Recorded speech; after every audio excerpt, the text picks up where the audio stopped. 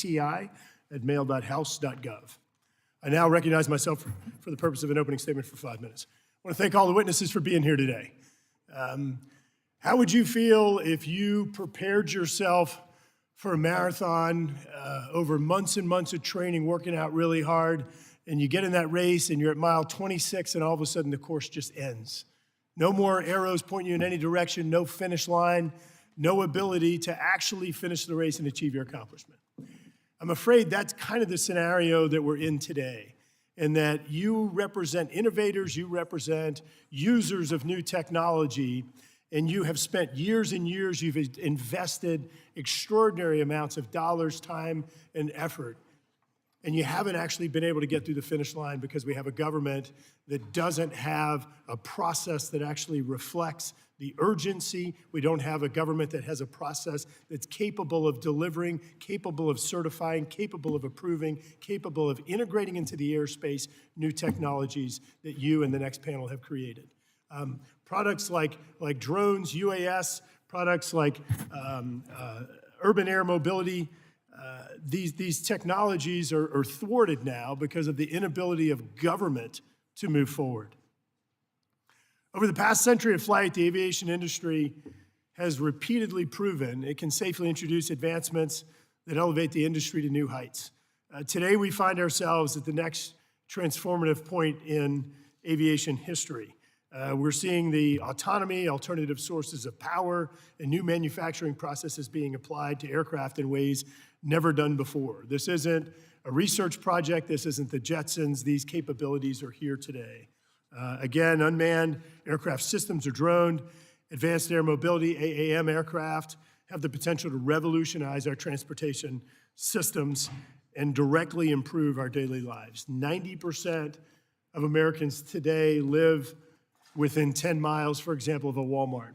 Today, there are 7 states, 36 stores that are delivering via drone products that you can buy online and have it literally delivered to your house within 30 minutes. As one example of an application where drones can be helpful. During the 2016 floods and Hurricane Laura in 2020 in my home state of Louisiana, drones were used to help do reconnaissance missions, to help do preliminary assessments of damage, to help identify if people were in need of rescue. This technology was able to be deployed earlier, faster, and safer than alternative platforms. In many cases, the roads were unable to be driven. They were flooded or unpassable. And in other cases, the weather conditions were still such that putting up aircraft that were piloted was still too dangerous. Again, drones can solve these issues, and we have some drone users here today that have launched these styles and services that support communities. Imagine a future where you can travel across town from city to city, from airport to the airport that's normally out of reach in just a matter of minutes, bypassing traffic, flying over rivers or other obstacles while flying on a quiet AAM electric aircraft. Our second panel is transforming what it means to be a small aircraft, taking passenger and cargo flights to the next level. And we'll discuss what Congress can do to expedite the commercial operations. Despite the value provided to the public by both drones and AAM, both of them, as noted, have experienced significant obstacles or hurdles as a result of the lack of predictability, certainty in the regulatory process of the FAA. The FAA's inability to make quick and sound decisions and stick by those decisions has resulted in a lack of clarity for new entrants in the market. After over 5 years of trying, the FAA has succeeded in certifying a grand total of 1 drone. We're going to hear from Wing today about their efforts to certify a 10-pound drone made of styrofoam and innumerable roadblocks that have stood in their way. We cannot allow the opportunities these technologies provide to their constituents to be stifled by endless red tape and requests for more data and studies. And I think importantly, keeping in mind, look, these technologies aren't going to stop.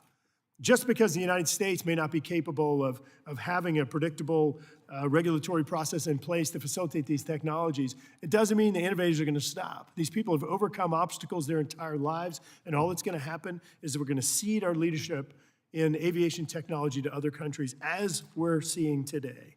The last thing we need is FAA's lack of leadership and unwillingness to accept new ideas to drive the next great age of aviation out of America.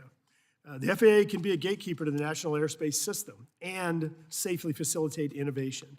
The two are not mutually exclusive. As we hear from today's witnesses, I urge my colleagues to think about how we can provide direction to the FAA, convince the agency to use the flexibilities it's been afforded, and allow the commercialization of drones and the variety of AAM platforms on the cusp of certification. While there are complex issues surrounding these technologies, I believe we can find solutions to unlock the full potential of drones and AAM to flourish in America.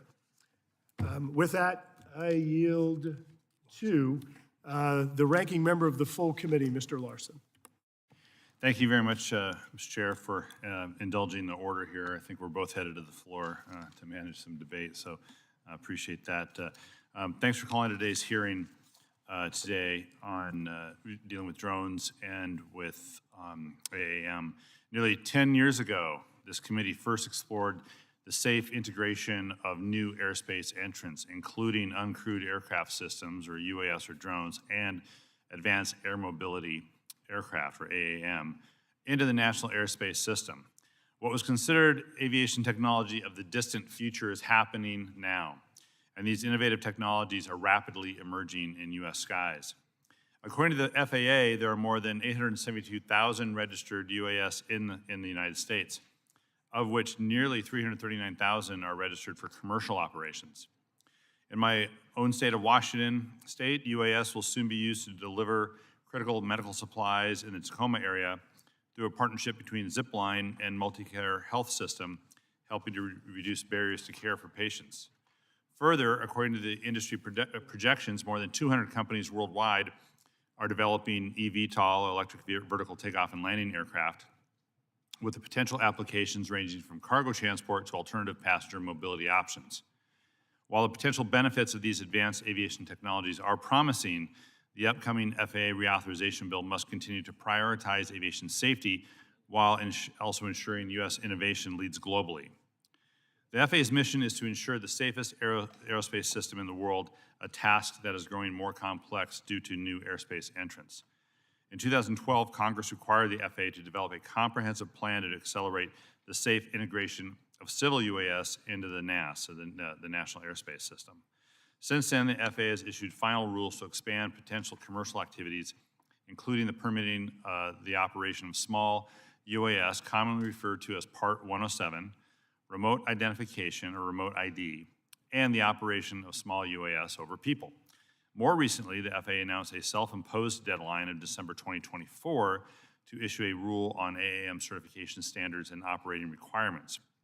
Unfortunately, however, the FAA's path to safely integrating new entrants was challenging, with organizational inefficiencies, prolonged delays, and unpredictable waiver and approval processes. So although the FAA must reassess and recommit itself to addressing these issues, in no way should the agency or Congress jeopardize the safety of the traveling public to do so. This means working with the FAA and key aviation stakeholders to implement an appropriate federal regulatory framework to allow these industries to scale, so the U.S. can remain the leader in aviation safety and innovation. With each passing year as well, climate change continues to be a growing threat to millions of Americans. And electronic and hydrogen propulsion systems employed by many UAS and AAM aircraft rely on low and zero emission technologies, which have the potential to significantly reduce the harmful impacts of greenhouse gases and of noise. A recent NASA study found that Joby's eVTOL aircraft measured noise levels during takeoff and landing below 65 dBA, which is comparable to normal conversation at a distance of 330 feet from the flight path. Certainly be interested to hear what others in the industry can say about their platforms as well. And so Congress must robustly invest in the research to leverage the environmental benefits of these technologies, especially for communities disproportionately affected by carbon and noise emissions of traditional aircraft. The development and deployment of new entrants also presents opportunities for job creation in the U.S. According to industry projections, the AAM sector is expected to generate an estimated 280,000 jobs by 2035. Additionally, drones can be used to support critical work that would otherwise be unsafe or difficult for people and crewed aircraft to perform on their own. For instance, the Arizona Department of Transportation uses small UAS to examine hard-to-reach areas in canyons and across large waterways to help supplement their inspections. which is why my colleague, Representative Greg Stanton of Arizona, led the bipartisan House passage of the Drone Infrastructure Inspection Grant Act last Congress to fund state, local, and tribal governments' use of UAS in certain circumstances. To further harness this technology for the American people, we must better equip the next generation of the U.S. aviation workforce with the skills necessary to compete globally and to use these technologies. Although getting through type certification is the main goal for many UAS and AAM industries, it cannot be the only objective. Congress, the FAA, and industry must have early and meaningful engagement with local communities to ensure their priorities and any potential concerns are adequately addressed, which is why Congress enacted my bill, along with Chair Graves, the Advanced Aviation Infrastructure Modernization Act, to help state and local communities begin to plan for future AAM operations and the infrastructure needed to support it. But there clearly is more work to do. With safety as a guiding principle, the 2023 FAA Reauthorization is an opportunity to support U.S. innovation, foster sustainability, and improve U.S. global leadership. So I want to thank today's witnesses on both panels for coming today as far away as Alaska. I appreciate that. And I look forward to examining how Congress, the FAA, local communities, and the aviation industry can support the safe and efficient integration of these new airspace entrants. With that, I yield back. Thank you, Mr. Larson. Now recognize the ranking member Cohen for 5 minutes for an opening statement. Thank you, Mr. Chair. I look forward to hearing from our esteemed panel witnesses today, both the panels, on the integration of new aircraft, such as uncrewed aircraft systems, which gives us a new acronym, UAS, or drones and electrical vertical takeoff and landing, another new acronym, small e, VTOL, all caps, electrical vertical takeoff and landing aircraft. These are new into our lexicon and our national airspace. Both drones and advanced air mobility, or AAM, have the potential to both change how we travel and how we transport goods and services. This is especially true in my district, home to Federal Express and the Memphis International Airport, one of the busiest cargo airports in the world because of FedEx and the work that they've done. In 2018, the Memphis International Airport was selected by the Department of Transportation to participate in its UAS integration pilot program.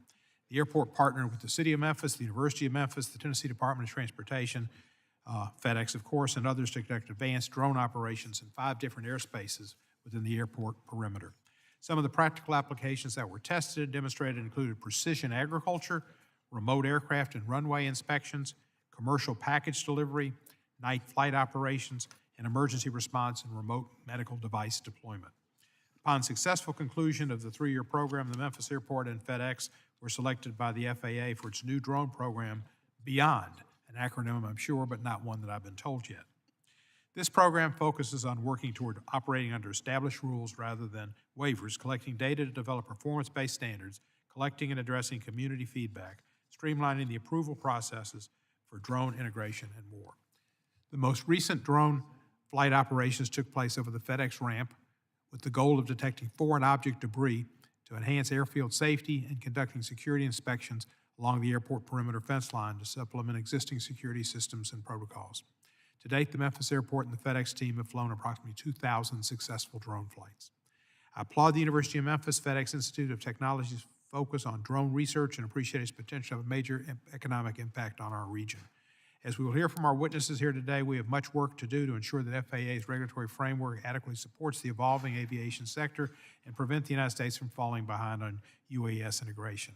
I look forward to learning more about how our subcommittee can support the evolving advanced air mobility sector, which has the potential to move people and cargo between places previously not served or underserved by traditional aviation or emergency vehicles.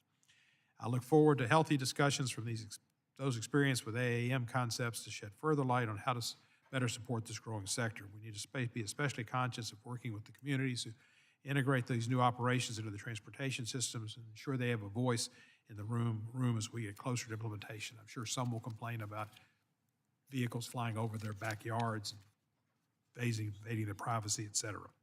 With attention being shifted towards accommodating and embracing 2 new entrants into our national airspace, the AAM and drones at the forefront, we must be vigilant and conscientious with our efforts to ensure that aviation safety remains a top priority, not only for those in the air, but also for those on the ground. I look forward to this, but I remember the first day somebody told me about these things. This was about 30 years ago, I guess, and I said he was nuts. Well, he wasn't nuts. He was a little bit ahead of me. And same thing for these drones. It's kind of amazing. We'll be flying around. It will be like Jetsons in the air.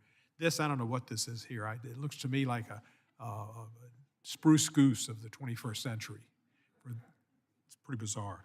But anyway, I look forward to working with Chairman Graves, Acting Chairman Collins, our colleagues, our witnesses here today, and other stakeholders on the next FAA reauthorization bill. I yield back the balance of my time. Thank you, Mr. Cohen.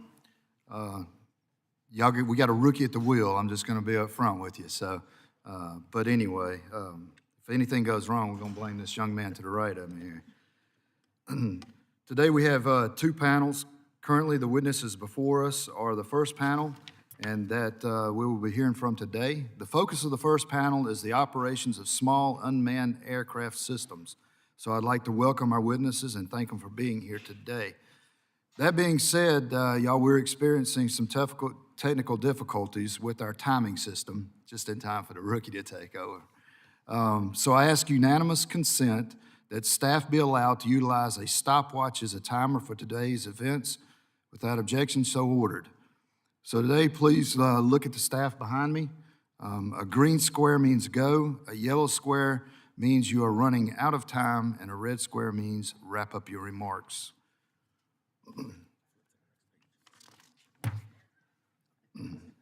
I also ask unanimous consent that the witness's full statements be included in the record. Without objection, so ordered. As your written testimony has been made part of the record, the subcommittee asks that you limit your oral remarks to 5 minutes. And prior to beginning witness testimony, I would like to make our witness panel aware that votes are anticipated to be called at 10:30 this morning. When this occurs, we'll enter a brief recess. However, witnesses should be prepared to resume the hearing when the committee reconvenes. With that, Mr. Adam Woodworth, you are recognized for 5 minutes for your testimony. Thank you. Chairman Graves, Ranking Member Cohen, members of the Aviation Subcommittee, thank you for holding this hearing today on the important issue of integrating new entrants into our airspace. And thank you to the staff for helping prepare the hearing. I'm truly honored to be here to testify. My name is Adam Woodworth. I'm offering my testimony today as CEO of Wing, a company that's developed small UAS, most commonly referred to as drones, to deliver small packages. I joined Wing in 2014 as an aircraft designer, rising to CTO in 2018, and assuming the role of CEO last year. Aviation has long been a passion of mine. I grew up flying model airplanes with my dad. That led directly to a career in aviation and studies in aerospace. Today, I try to pass along that fascination to my 2 young daughters who join me out at the flying field most weekends. Flight is a magical yet often rare experience. Most people don't remember the first time they rode in a car, but many can remember the first time they flew on an airplane or interacted with aviation. The technologies and industry discussed today have the opportunity to fundamentally change that, lowering traditional barriers to entry and introducing more people than ever to the world of aviation and its benefits. At Wing, we have developed a lightweight, highly automated aircraft to deliver small goods to customers, as well as a suite of UAS traffic management capabilities to help operators share the airspace safely. We partner with retail merchants to deliver goods ranging from over-the-counter medications to household essentials and meals. Today, Wing has been approved to operate in 5 countries, including Australia, Ireland, Finland, Switzerland, and the United States, with locations in the DFW area and in Christiansburg, Virginia. We were the first drone company to receive a Part 135 air carrier certificate, which enables beyond line of sight operations. To date, we've completed over 300,000 commercial deliveries to consumers in our service areas, and we've done so safely. I really love aviation, but that is not why I believe in the promise of our mission and in this industry. Simply put, the sheer volume of goods being transported is ever increasing, and consumer demand for fast, efficient, cost-effective delivery has taken root. I believe the best, most efficient, and safest way to get those goods to consumers is via drone. There's long been widespread recognition of the potential of this technology. What I'd like to stress in this hearing is that that technology exists now, and it's ready for use today. For numerous reasons, benefits to our consumers, benefits to businesses, our nation's global aviation leadership, we urgently need a regulatory framework that better allows for its adoption. This committee clearly has a role to play in this, and at Wing and across the industry, we urge timely action on the topic this year. I've submitted my written testimony with a number of recommendations for the committee to consider. These recommendations are consistent with the BV Loss ARC report submitted last year, which will help broadly advance commercial operations and enjoys consensus support from the drone industry. I'd like to focus on a few of those priorities now. Overall, we need an approach from the FAA for the safe integration of drones into national airspace that is both predictable and pragmatic. The FAA has a capable and dedicated workforce, and we recognize the challenges of trying to apply decades of experience in regulating large passenger aircraft to new, vastly different technology. The results, however, is that our industry has faced unpredictable timelines with lengthy delays and confusing or often contradictory guidance from across the organization about what the FAA needs to see in order to issue approvals. Quite simply, we're stuck. And a more predictable and pragmatic approach to these lower risk, non-passenger carrying operations would help break up these logjams. The good news is we don't have to start from scratch. With the work that the drone industry and the FAA have done together, we have a foundation to build upon in the following ways. First, Congress could help by directing the FAA to establish a clear and objective target level of safety for drones. The FAA has done this for other categories of aircraft, and the drone industry needs a clear set of standards to work to. Second, Congress could help by directing the FAA to adopt a declarative certification and design approval approach for small UAS, modeled after the agency's existing light sport aircraft certification process.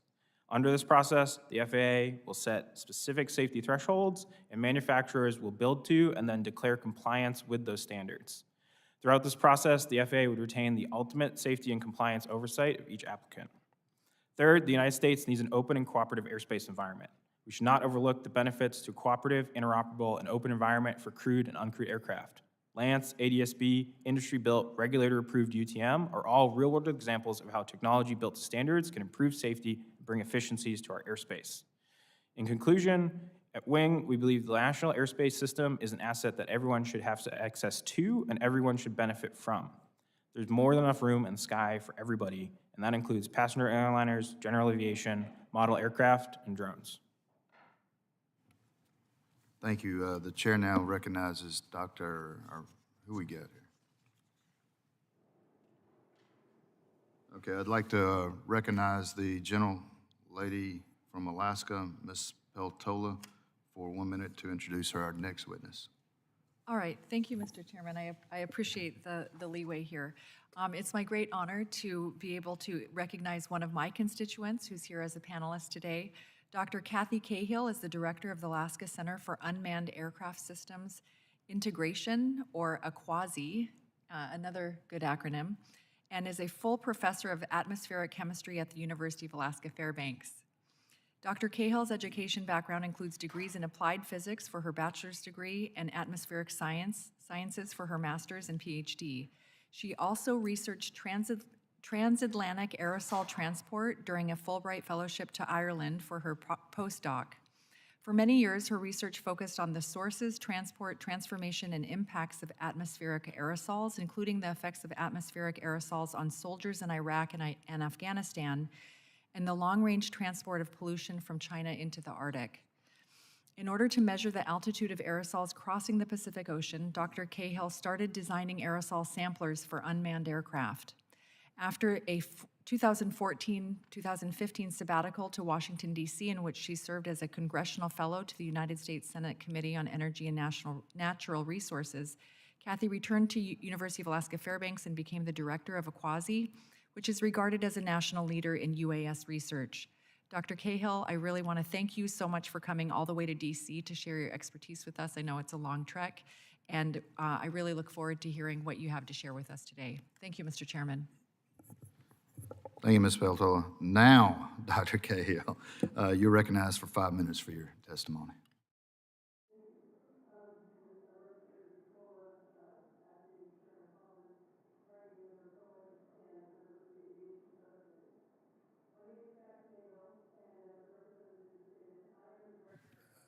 Ma'am, you mind turning your mic on? Okay, got it. Thank you. I'm the director of the Alaska Center for Unmanned Aircraft Systems Integration at the University of Alaska Fairbanks.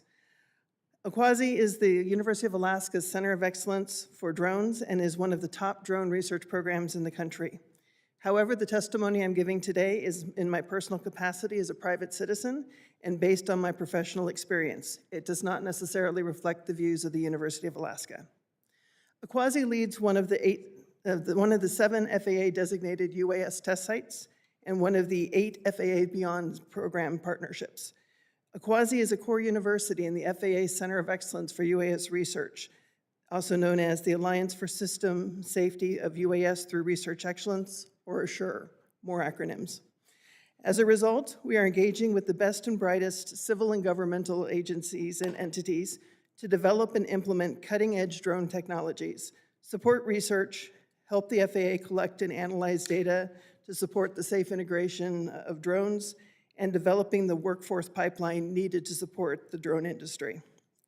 The Akwasi team is primarily composed of people who live in the aviation-focused state of Alaska, and we see daily use cases where drones can positively impact aviation safety.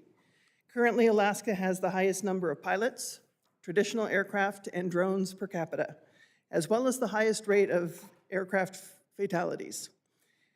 Many infrastructure surveillance activities that could be conducted via drone are being conducted using pilots and observers flying in difficult conditions. Most of us know pilots and observers who've been injured or killed conducting animal surveys or monitoring pipelines. Additionally, more than 4 out of every 5 Alaskan communities are only reachable year-round by air. We do not have a last-mile delivery problem like Wing. We have a last hundreds of miles delivery problem. Diapers, milk, medical supplies, and other necessities need to get to our villages, and that is a real challenge. So being able to deliver these supplies and goods on a more regular basis using drones will greatly improve the quality of life in these communities while improving aviation safety by removing a pilot from those risky missions. We are also working to advance safety technologies and practices that are applicable to both drones and traditional aviation. Combined, these facts uniquely position me to raise some critical factors for your consideration in the 2023 reauthorization bill. Some of the most important issues are, we need to extend the 7 FAA test sites authorizations for another 5 years. Currently, they expire on September 30, 2023. We need to be able to codify the new 49 U.S. Code 44803C waivers that are finally beginning to allow the test sites to conduct civil operations to assist companies in meeting the test and evaluation required for drones under 300 pounds to become type certified. Additionally, we need to codify the ability for the test sites to do the same in the future for drones over 300 pounds. We need to be very careful in terms of expanding the test site program by standing up new test sites. Instead, provide funding to the current test sites to bring additional operational areas across the country into the already established test site program that has a proven safety record. We already can do this with the authorities we have. The Alaska test site has done this at locations across the country. Please extend the FAA's Beyond program beyond its current expiration date of October 25th, 2024. Please provide the universities associated with ASSURE a cost match relief. Right now, a one-to-one match is prohibiting a greater participation in the program. And please extend the ASSURE program for an additional 10 years to leverage the experience we have. A key issue here is that we need to expand the FAA's counter-drone authority beyond the airport environment so to ensure that we do not interfere with the safety of the entire national airspace safety system. And please, we need to be able to provide the FAA with the research exemption to allow the purchase of foreign-made drones for destructive, repeat blow-up testing during counter-drone system tests. The FAA needs to prove that these systems are effective at removing all drones being flown in a nefarious or hazardous manner from our airspace without impacting national airspace security systems. We need to update the current rules and regulations to allow for drone technology to enter the airspace, but please do not create them from scratch. These are a few of my recommendations for the reauthorization bill. Thank you very much for allowing me to be here, and please see my written testimony for additional information. Thank you. Next, Chief Roxana Kennedy, you are recognized for 5 minutes for your testimony. Thank you. Good morning, Chairman and ranking members of the committee. It is an honor to be here today. My name is Roxana Kennedy, and I'm the Chief of Police for the Chula Vista Police Department. I've been in law enforcement for over 30 years, and I lead an agency with over 400 sworn and civilian personnel. Chula Vista is the second largest city in San Diego County with 52 square miles and a population of approximately 275,000 residents.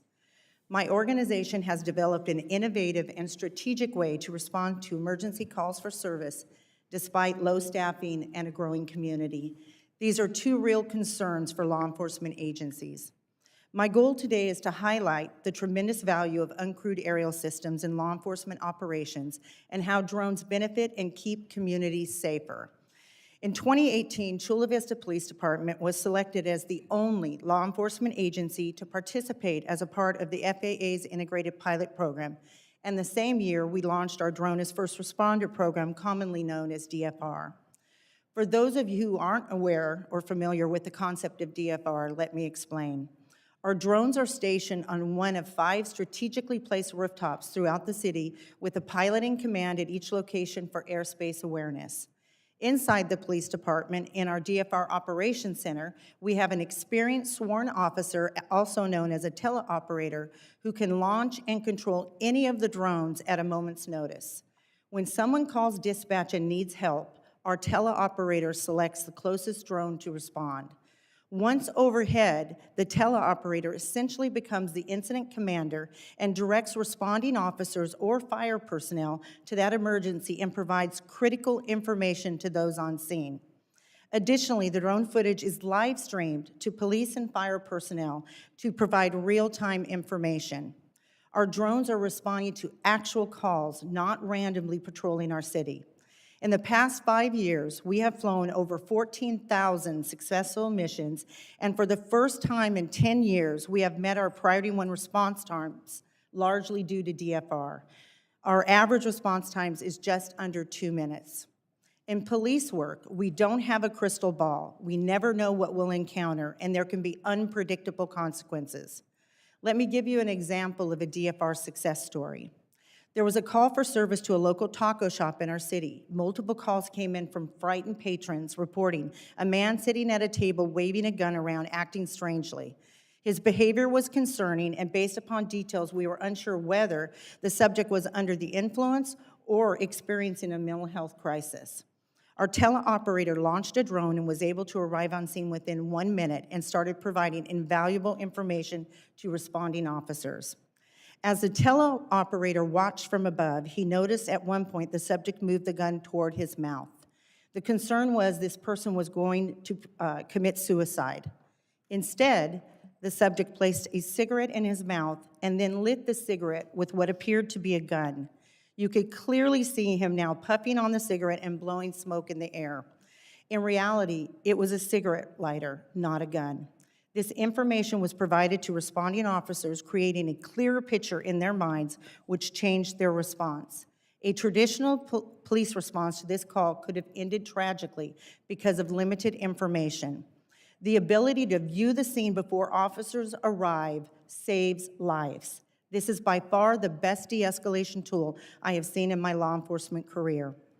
Our staff maneuvered through the FAA regulations, navigated the COA process, worked through technology issues, and has fought tooth and nail at times to keep our program going with no funding.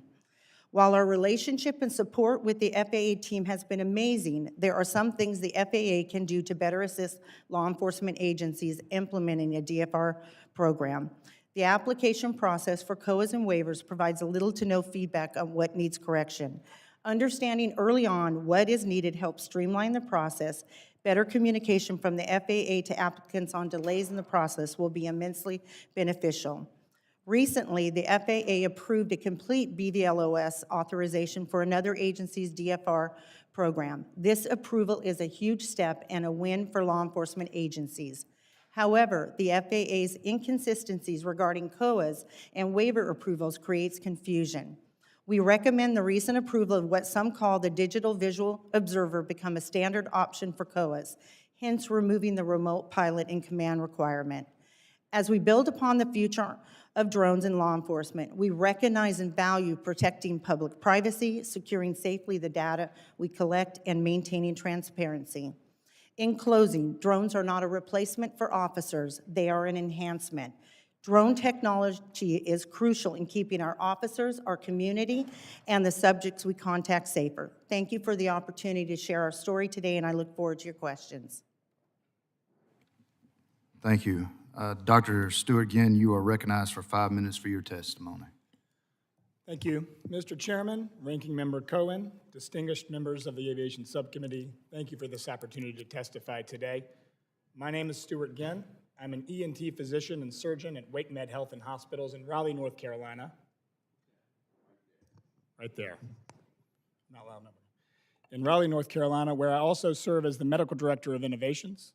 I'm also the co-founder and president of the Coalition for Advanced Health Mobility and a lifelong aviator and a former flight instructor and airline pilot. WakeMed helped develop the first drone-based medical package delivery system through our participation in the Integration Pilot Program. What we've seen in advanced health mobility makes it clear that uncrewed aircraft systems can improve healthcare access, save lives, and bring new efficiencies to healthcare logistics. I'll outline 3 example use cases demonstrating how UAS can position to enhance public health. First, the creation of UAS routes connecting medical centers and blood banks, enabling the expeditious transport of blood products to support trauma and critical care systems. Research has shown that UAS can reduce delivery times by 50%, mitigating blood supply and distribution issues and potentially improving outcomes for critically injured or ill patients. Second, UAS could become a frontline tool for emergency response within communities. An obvious example is the delivery of automated external defibrillators, or AEDs, to patients suffering sudden cardiac arrest. Every minute that passes before defibrillation results in 7 to 10% reduction in survival, and AEDs are often inaccessible in communities. Similar time-critical deliveries could include epinephrine, naloxone, or albuterol rescue inhalers. Third, UAS can deliver medications and devices to support remote and virtual healthcare services. Access to reliable transportation to retrieve prescriptions or receive in-person medical care is often limited in both rural and urban communities, resulting in patients not receiving needed care. WakeMed was privileged to participate in the FAA's Integration Pilot Program and the Current Beyond program in partnership with the North Carolina Department of Transportation's team. Our initial UAS operation focused on the routine delivery of test samples from an outpatient facility to WakeMed's main campus laboratory.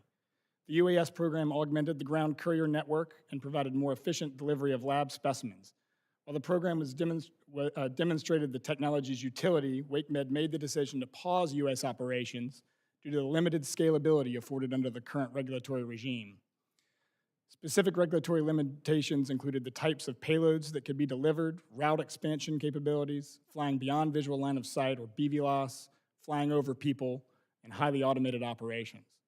WakeMed remains committed to advanced mobility. However, like other healthcare systems, we've been unable to continue investment until the regulatory environment evolves to meet the opportunity. For UAS operations that provide public health benefits, we should consider risk more holistically. Include not only the risk to aircraft and people on the ground, but also the risk of not conducting an operation, a concept referred to as dynamic risk. Dynamic risk has been well studied as a framework for adoption by several leading entities and may be best understood through the AED delivery use case. We have a technological capability to deliver an AED to a patient in cardiac arrest so that a bystander can begin defibrillation, for instance, in communities where first responders may take up to 15 minutes to arrive. The UAS may arrive up to 8 minutes faster.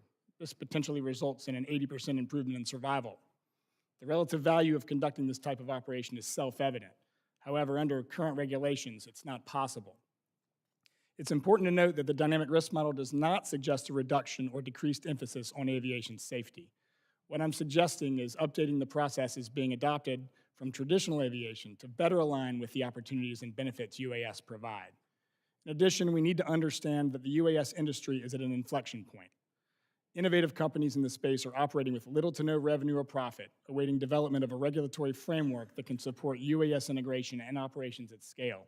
These innovators require a mature regulatory framework to offer products and services to healthcare customers with more palatable economics. I provide the Aviation Subcommittee with 2 recommendations for consideration as part of the 2023 FAA Reauthorization. 1, instruct the FAA to recognize and incorporate the concept of dynamic risk in approving operational requests that provide a clear public benefit.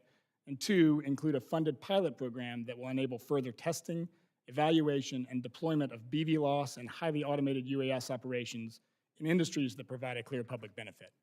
Thank you for the opportunity to testify, and I look forward to answering any specific questions from the subcommittee. Thank you. The chair has been notified there will be a series of votes occurring on the House floor. The committee shall stand in recess, subject to call of the chair.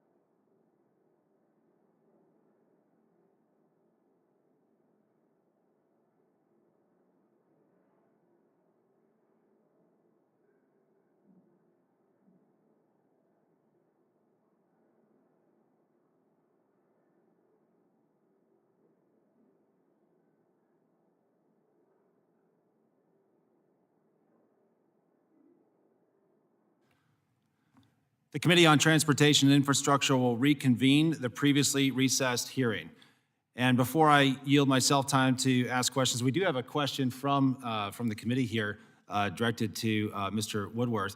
I'm going to yield you 1 minute to explain what exactly you have here in the room with us.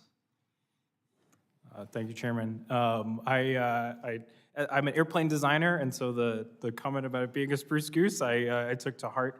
So this is our airplane. This is the one that this isn't a model of it, this is actual plane that we use to do package delivery around the world today. So it's about 10 pounds, carries about 3 pounds of stuff, and it goes and delivers boxes. Yeah, yes, sir. That's the real airplane. Sorry, I couldn't hear you, sir. Yeah, not quite, but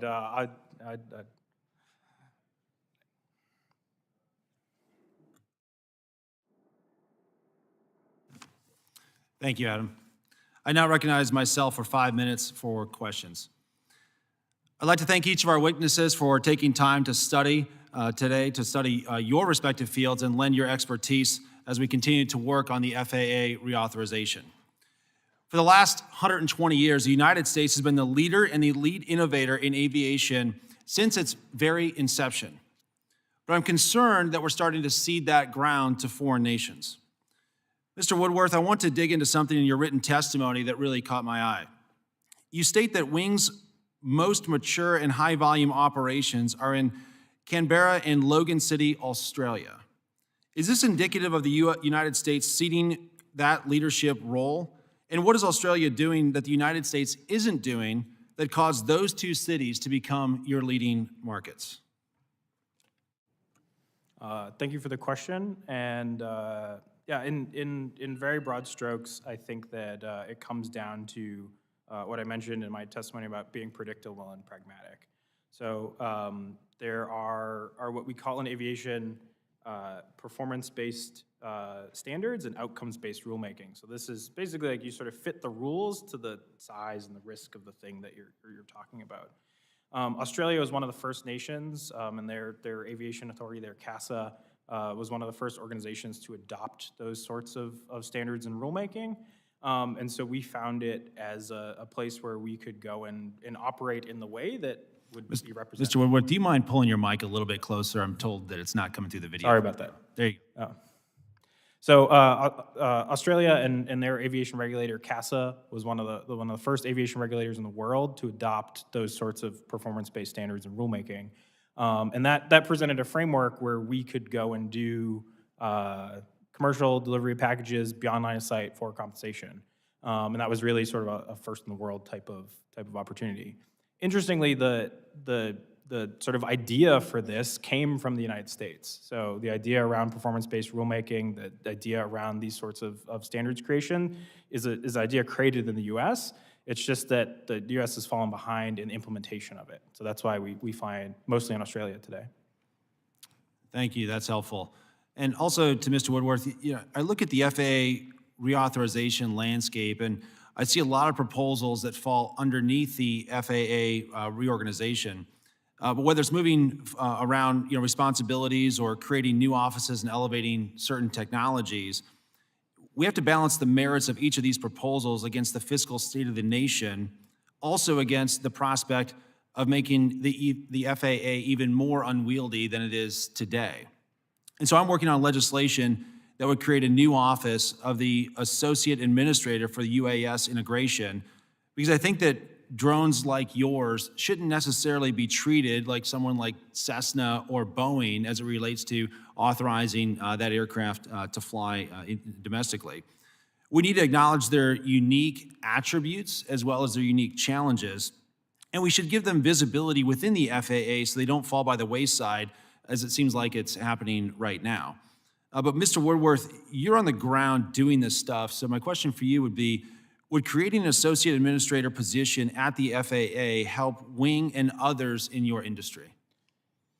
Yes, we believe it would. So the U.S. Integration Office has been around for a while now. They're sort of who most of us as stakeholders coordinate through almost on a daily basis for advancing sort of the integration of UAS. They do a lot of the work, they do a lot of coordination, but they do not have sort of decision-making, rulemaking, or sort of like, they don't have approval authority. And so I think that by creating, by elevating the position of that office, creating a new position with it that has the ability to really make decisions and sort of implement approvals, it would take the folks who are doing a lot of the work and give them the authority to follow through with it. Great. And if you could have the level of predictability that you're looking for within the FAA reauthorization, are there additional investments that you would make into research and development and developing additional technologies once you fully deploy this one domestically? Absolutely. We view ourselves as a delivery company that happens to use airplanes to do that delivery. As an airplane designer, like, you're not going to use this same airplane to go and deliver every box in the U.S. So you're going to need different types of airplanes. You're going to need different ConOps. You're going to need all sorts of different use cases to meet the needs of your constituents. And so I believe that it's fundamental to have a framework that can adopt that. Great. And I also, speaking of my constituents, I want to recognize 5 of my constituents who are here today, 2 from Goshen and 3 from New Carlisle. I thank you all for coming, and I yield back. And now I'd like to recognize Ranking Member Mr. Cohn for 5 minutes of his questions. Thank you, sir. Mr. Woodworth, first of all, can you concisely tell us what you think we should pass to have the public understand their interactions with drones and different type of new flight vehicles? I think sort of it comes back to the recommendations I put forth, and the first 2 are the sort of keys in that. So 1, establish a target level of safety. So say sort of what the bar that we're building to is. And then 2, establish a certification framework that's right-sized to that. So do you think there'll be people that will complain about privacy issues with these vehicles flying over maybe their swimming pools? So this is a question we often get, and I appreciate it. And I think that there is a path forward for the responsible integration of these systems into national airspace, into everyone's daily lives. We take privacy very seriously in our operations, and I know a lot of the other operators here have expressed similar thoughts. As you said, holding up the cell phone with any new technology, there's going to be questions about how it's used, how it develops, and I think that bringing it back to building a framework where the government has the ability and authority to both introduce and sort of regulate those consequences, I think would provide mitigations. Thank you. Dr. Cahill, let me ask you a couple of things. First of all, you mentioned BEYOND in your testimony. Do you know if that's an acronym? It was originally, excuse me, Mr. Cohen. Initially, it was not an acronym. They named the program BEYOND, and someone said, well, it's got to be an acronym, so they came up with one, and none of us can remember it. That's appropriate. Did you recognize Mr. Young here? I am delighted to see the painting of Congressman Young here. It reminds me of where I could be, which right now happens to be a lot colder and does not have cherry blossoms. He was a beloved member of this committee and this Congress, and bipartisan, and just Mr. Young. And I love the fact he's got all forms of transportation in there except these new ones, the UA, the AMM, and the UA, whatever, but they were beyond him. Thank you. What do you see in Alaska? Alaska's got so many areas you can't get to except by airplane. How do you see drones and these other vehicles helping Alaska? And do you see them replacing helicopters, any of these vehicles that are manned, replacing helicopters as vehicles to take people up to see the glaciers? Ranking Member Cohen, I do. I see them supplementing in certain cases and replacing in others. At the moment, we are flying our pipelines like the Trans-Alaska Pipeline using helicopters on a regular basis to look for encroachment, look for leaks, et cetera. That is a very hazardous mission. If I remember correctly, there have been no fatalities, but there have been injuries doing that mission. If we can do that routinely with a drone, with the right instrumentation, we can get excellent data and remove that hazard. In cases of doing passenger transport and cargo delivery to the communities, this is something where there is going to be a perpetual need to get cargo to those communities that right now are not served by road. 82% of our communities are only accessible year-round by air. So being able to bring in drones on a regular basis to supplement what is required to be maintained in terms of a balance between passenger and cargo aircraft through the Essential Air Service Program is going to be a case that the drones can supplement this, but we can't necessarily completely and totally replace it. And how about with the visiting the glaciers, which is a nice thing to do? I had the opportunity to do it in a helicopter. Do you think these smaller vehicles will be able to do that, or are the winds too much of a risk? I think in the distance, in the future, once we've proven the reliability of the autonomous systems or the remotely piloted systems, the urban air mobility concept, we would be able to use them for visiting glaciers. Of course, we need to be very, very careful about the conditions we're flying in. Right. You don't want to be flying in icing conditions. You need to be careful about, if you happen to be really cold on the glacier, there are strong winds, katabatic winds that come off the glacier. So there are a series of things that we would want to make sure that we had tested and evaluated first to ensure that aviation safety. Thank you. Dr. Ginn and anybody in the panel that can offer me something.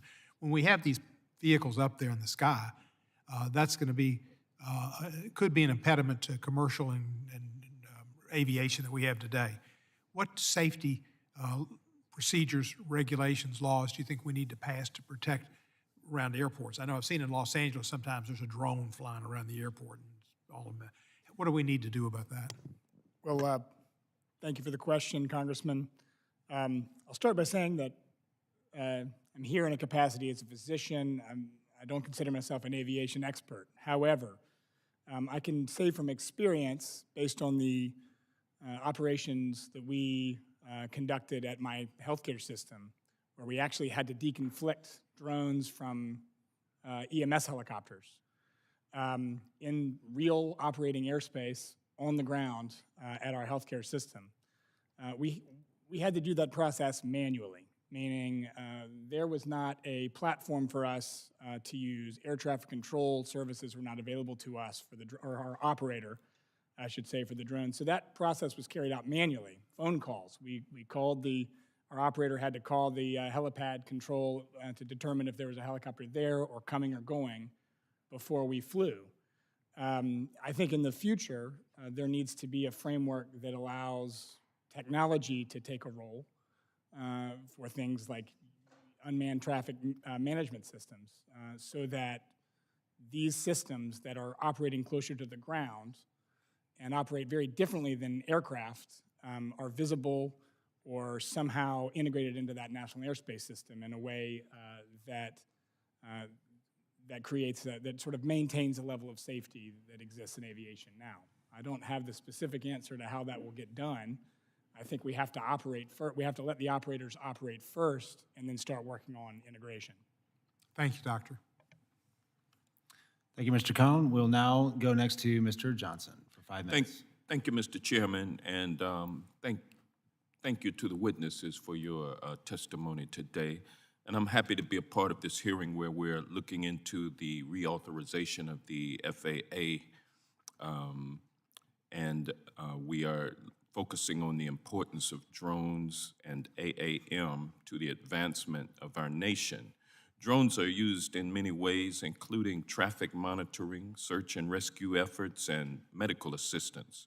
Another way we have seen them deployed in my home state of Georgia is in response to hurricanes.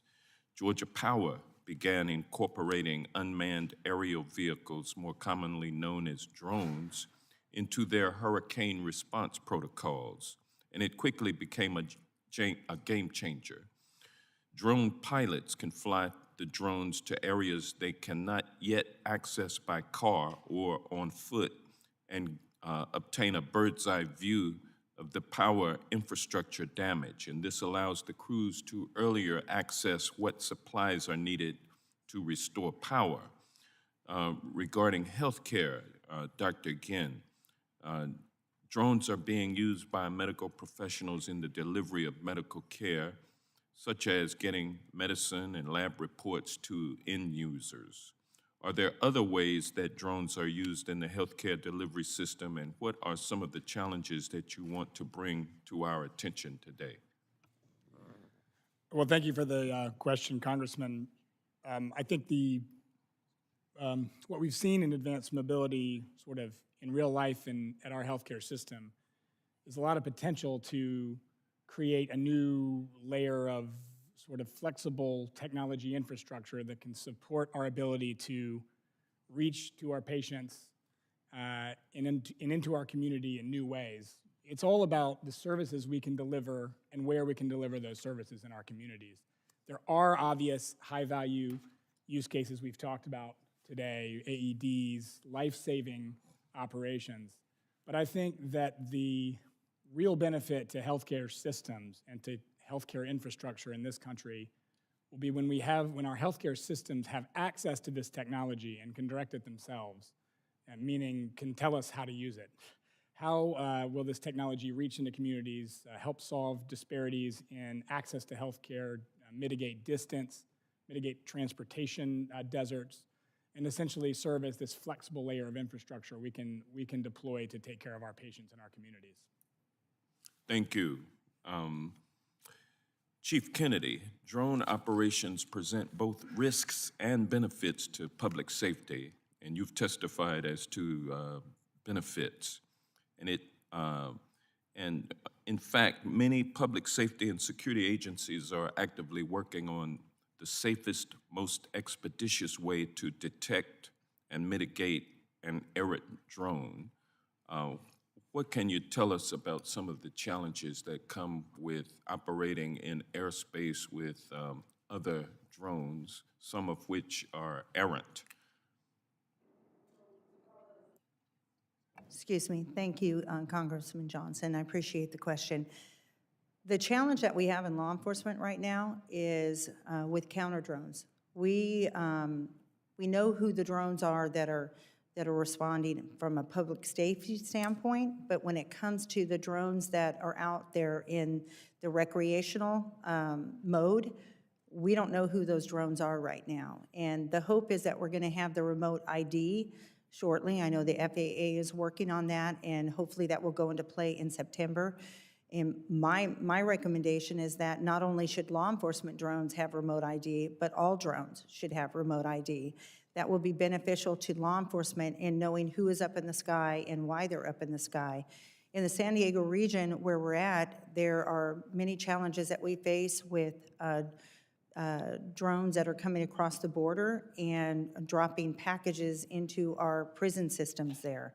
And it's very difficult for us to know who those drones are. So we have a lot of work to do, but I'm very thankful that we're having these conversations and we're working with the FAA to have these discussions. I know I will be sitting on the counter drone FAA committee to have these open discussions about the challenges that we face in law enforcement on both sides. Thank you. I've run out of time and I will yield back. Thank you, Mr. Johnson. The chair now recognizes Mr. Menendez for 5 minutes. Thank you, Chair, and I just want to thank all the witnesses for not just being here for today, but also, leading on this issue and making sure that we're being thoughtful as a committee about this advance in technology and what it means from a regulatory perspective, and making sure that we're thinking about this in a really smart way. So appreciate all that you're doing. Just sort of a quick question. I'm not sure it's been alluded to in any of the written testimony or your comments here today, and I'll start with you, Mr. Woodworth. But, as we sort of move towards having greater access and a greater number of unmanned aircraft, I also sit on Homeland Security, and the subcommittee I sit on is cybersecurity.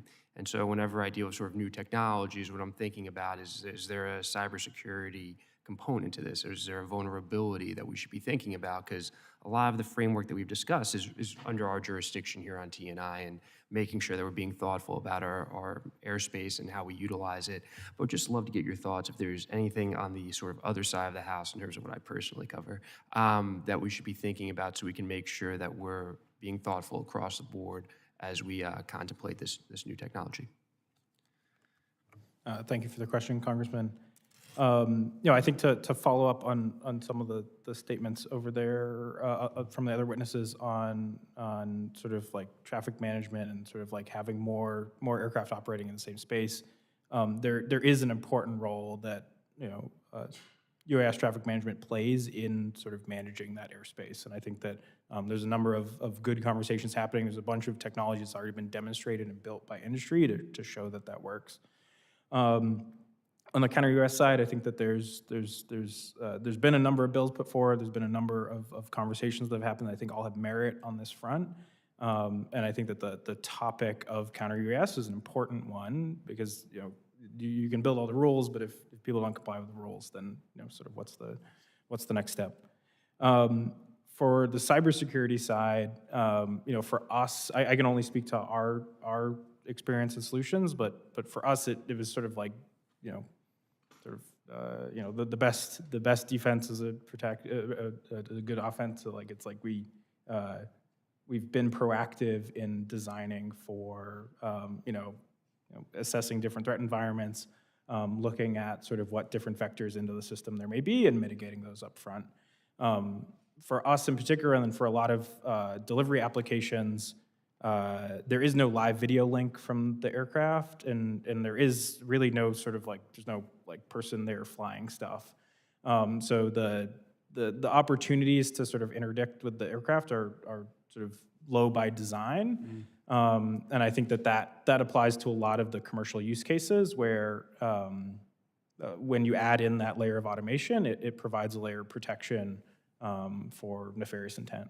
Sure. Dr. Cahill, sort of along similar lines, anything that you're seeing or that we should be thinking about here in Congress and making sure that we're being proactive in some of the challenges that we may be facing? So, Congressman, in terms of the security here, it is something we are very concerned about, and we're flying larger aircraft. So we are in May with one of our partners going to be flying an autonomous Cessna Grand Caravan. So we are not talking small aircraft with, no hazard associated. So we are very, very concerned about what the encryption is going to be to make sure that it's not broken. With most of our smaller drones, our 300-pounders, et cetera, we're not flying with cameras. Just like CEO Woodworth said, we are doing still pictures in a lot of our operations. And for example, we've flown over 30,000 nautical miles beyond visual line of sight with Transport Canada over the St. Lawrence Seaway looking for North Atlantic right whales. They're still pictures, and we don't look at the pictures. We have an artificial intelligence program, identify the whale in the image, and send a lat long and that whale picture.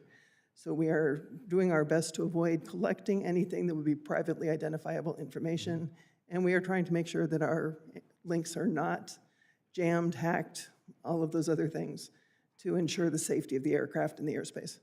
I appreciate that. I yield the remainder of my time. Thank you, Mr. Menendez. I now recognize Mr. Van Drew for 5 minutes. Thank you, Chairman. Thank you all for being here today. As you know, I'm a big supporter of what you do, and we just want to go forward. We really do. And I'm just, by way of history that you all know already, but I thought it was worth a review. That the golden era of American aviation began in 1903. It's hard to believe so much has changed.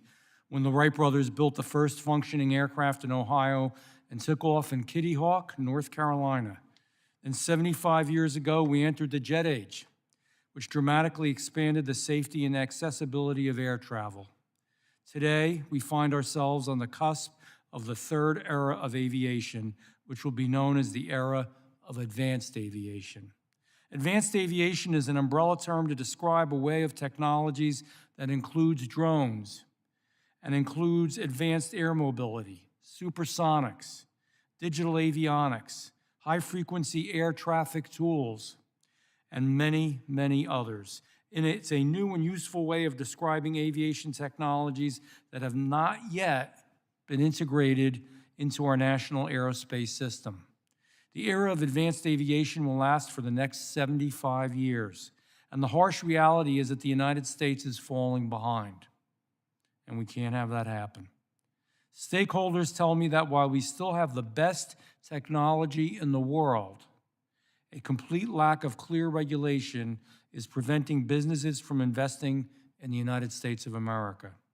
For the United States to lead the era of aviation, we must establish a long-term framework The current trajectory is unacceptable. If we do not act, we are going to lose our global aviation leadership.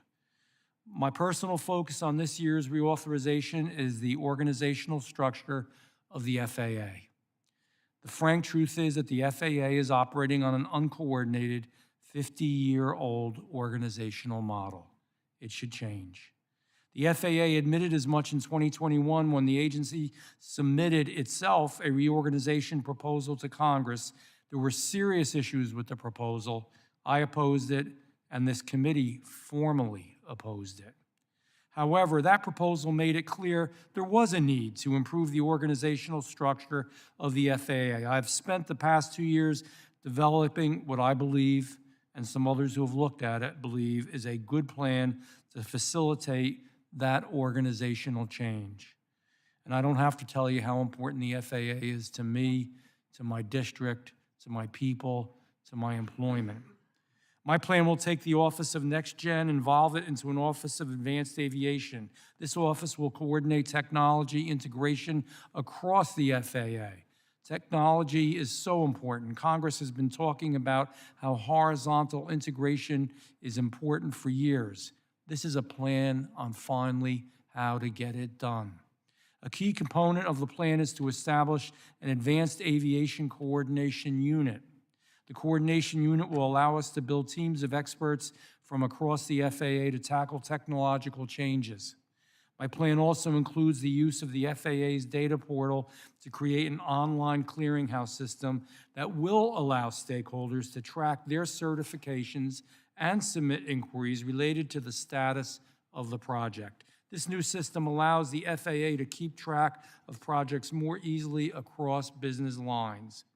With this new system, we will improve the aviation stakeholder experience, stimulate investments in the United States, and put our country in advanced aviation.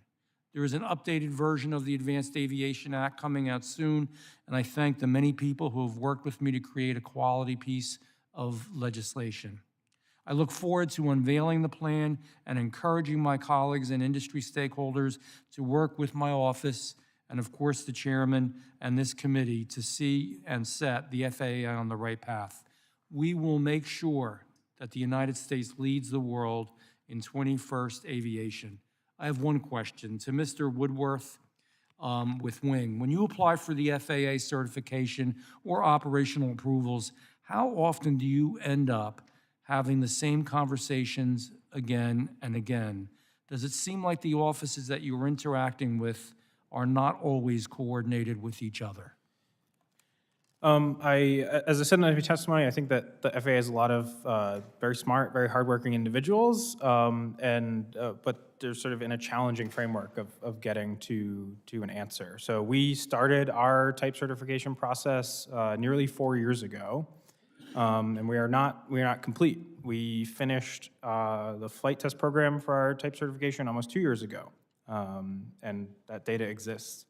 So I think that there is lots of room to improve that process, to provide clarity, to provide sort of single-threaded decision-making, and we welcome any proposals that help facilitate that. Thank you. Thank you, Chairman. I yield back. You bet. I now yield 5 minutes to the full ranking member of the full committee, my distinguished colleague, Mr. Larson. Thank you very much. I'll try not to take 5 minutes because I get the privilege to blow in here and blow out of here and cut in line. So I know how angry people are right now. My colleagues are for cutting in line. But Dr. Cahill, in your testimony, you testified about not supporting expansion of the number of test sites. Can you talk a little bit about that? Certainly, Ranking Member Larson. The test sites right now, there were 7 test sites that were set up to support the FAA and constituents doing test and evaluation of aircraft. And when it was set up, we were given the authority to be able to expand our operations to other areas across the country. And so the University of Alaska and the Alaska test site have brought in ranges and operations in states across the country, Kansas, Mississippi, Oregon, Hawaii. We've got sites in Texas, Arizona. We're working on Pennsylvania. So we already have the ability to bring other organizations into the test site program under the authorities already granted our test sites that would bring them in under the umbrella of policies and procedures that are already well established and have proven a very strong safety record. And this applies not just to the Alaska test site, but to the other 6. All 7 test sites have that authority. Awesome, yeah. And then one of the other restrictions, and we had a discussion yesterday, it's a kind of a sensitive topic around here, but you need to test drones regardless of where those drones are made, because sometimes you need to test them to blow them up, right? Or to do something with them so we understand what they can do. And in part, that's some of the DJI Chinese-made drones, which is about 80% of the market. And you're restricted from doing that, is that correct? That is correct. So for counter-drone testing right now, it takes nearly an act of God in order to get an approval to buy one of the foreign systems that is on the list of banned manufacturers. But we need to be able to do the destructive testing, especially the counter-drone testing, because they are 80% of the market. We see them being used very effectively right now in the war in Ukraine, and we need to make sure, for the sake of our national security, that any counter-drone systems we are deploying in our airspace are effective at removing those particular drones from the airspace without adversely impacting aviation safety and the safety of the NAS. So it ends up being national security and a homeland security issue. It is a national security homeland issue, but the 5 authorities right now that can do the counter-drone testing and evaluation are DOD, which has an exemption provision, DHS, DOE, DOJ, and for a very limited 5 airports, FAA. Yeah, right, good, thanks. I wanted to bring that up just to get on the record, just because it may be something we have to discuss and walk through as part of FAA or not, but as part of FAA reauthorization or not, but I want to be sure that we aren't ignoring that limitation that could actually advance our security if you were allowed to do destructive testing. Yeah. Thank you very much. I'll yield back. Thank you, Mr. Larson. The chair now recognizes myself for 5 minutes of questioning. You know, as we've been talking to people in hearings or just in person, there's this common theme, and it really doesn't matter which group I'm talking to or which committee I'm representing and talking to people about. It seems like that we have certification problems left and right. We have an agency that is not up to date or doesn't seem to want to get up to date or modernize and use the newest technology.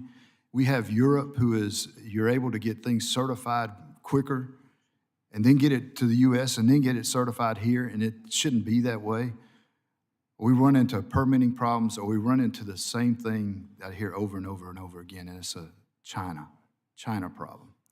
So I think what I want to focus on right quick and for the next minute or two is just China. Chief Kennedy, during my discussions with UAS manufacturers, I keep hearing that China has cornered a substantial share of the drone market and that law enforcement agencies are being forced to buy Chinese drones and rely on that technology produced and funded by the CCP. Is law enforcement generally concerned about using Chinese technology? Certainly we're concerned, and so we take precautions in that area. So right now for the DFR drones that we use, the only drone that is capable with the optical zoom lens to get into the 200 zoom optical lens is the DJI Matrice 300 that we use. So what we have done at our department is we use, our drones do not utilize the onboard software from the drone manufacturer. From the onset of our program, we took that into consideration. We have used an encrypted US-based software program to bypass the drone manufacturer systems. Our data is encrypted and is stored on US-based servers that meet federal requirements for confidential law enforcement databases. So if there was an alternative for us, we would certainly be willing to use that alternative. But I think we're, quite frankly, to be just to the point, There's discussion, and there are U.S. Drone companies right now working towards that. We keep hearing that it's just around the corner, but we have not seen that. If we were banned from using DJI drones right now, it would halt us. We would not be able to fly the DFR mission. Now, certainly there are other drones that we use for tactical operations. We call those reactive drones. Those drones can be used on SWAT operations or to search into buildings and in canyons. But DJI drones right now are the only option that we have. Good. I think that's going to tee up for my next question for Mr. Woodruff. Why does China have such a large share of this drone market? Sorry. I think that some of it can be placed on sort of the regulatory environment in the U.S. You look at, up until Part 107 existed, there wasn't a path to fly drones commercially in the United States. Just didn't exist. And so there was a multi-year gap where use cases weren't possible in the United States. And so I think that other developers got sort of advantage in that front. I think some other elements of it are just related to the sort of globalization of the supply chain and where sort of most consumer electronics are built today. But I think the industry as a whole is starting to see us sort of pull away from that and into more U.S.-based manufacturing.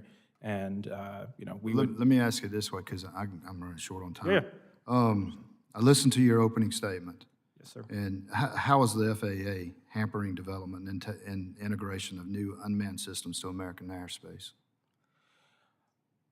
I think it really is, it comes back to Chairman Graves' opening statement of, like, we're a student trying to take a test and we don't know what the subject is. So it's like, I don't know if I'm gonna walk into the room and it's gonna be a biology test or spelling bee or, I think it's that predictable nature of it that is really hampering the industry at the moment. And so anything that this committee can do to help facilitate making that process more predictable, more pragmatic, would be super helpful. All right, thank you. That's all I have. I yield back. Chair yields 5 minutes to Ms. Titus. Thank you, Mr. Chairman. I'd like to ask Dr. Cahill, I believe you were on the FAA's Beyond Line of Sight Vision Regulatory, whatever that commission, ARC, I think is rulemaking committee. I know there's some people who aren't real happy with some of the recommendations that came out of there for coordinating different types of aviation and who has the responsibility in the right-of-way.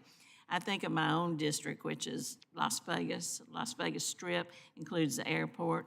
So you got the commercial aviation, you got general aviation, you got helicopters flying down the Strip and out to Grand Canyon, and now you're gonna have drones in that airspace. Could you talk a little bit about that, how that process worked and how everybody's kind of got a seat at the table? Congresswoman, thank you for that question. I'd be happy to.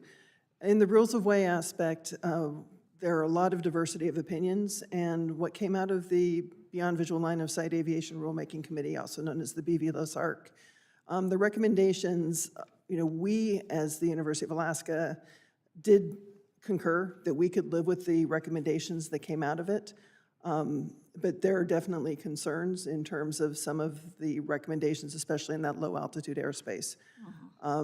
For us, we are in Alaska not really looking at that high density operation with the helicopters on the Strip. What we have is a whole bunch of pilots flying under 500 feet because in the rules and regulations as they stand in the FAA, it's legal to fly under 500 feet because we're in a rural area. And the crop dusters, I grew up in Northern California, they fly under 500 feet and they also fly under power lines. Yeah. So if you start talking about shielded operations, there's going to be a shift in the way some people need to approach this. And that is part of the challenge is how do you balance the need for people to do operations at low level with communications between drones that may not have detect and avoid and manned aircraft, and also at the same time allow everybody to have access to the airspace. And so that was the major debate, is how did we ensure that? And it made vary depending on where you are. If you're in a highly urban environment where aircraft are not supposed to fly within 500 feet of a structure, you may have a very different situation than you have in Alaska. And so anything that comes out in those rules and recommendations really does need to be balanced for where you are operating and how you are operating. What's the kind of timeline for putting these in place, or what's the next steps now that you've got all this input?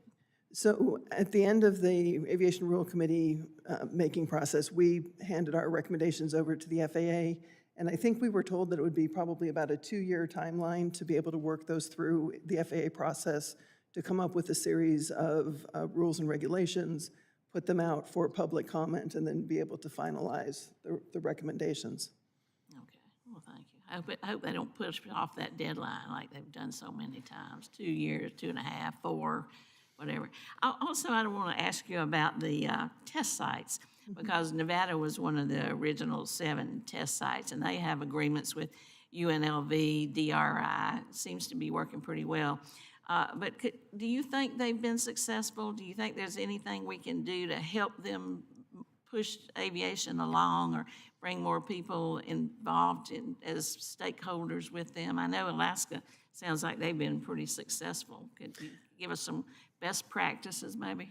We would be happy to help the folks at the Nevada test site. They, of course, just moved it from UNLV up to UNR, which is my alma mater for my PhD.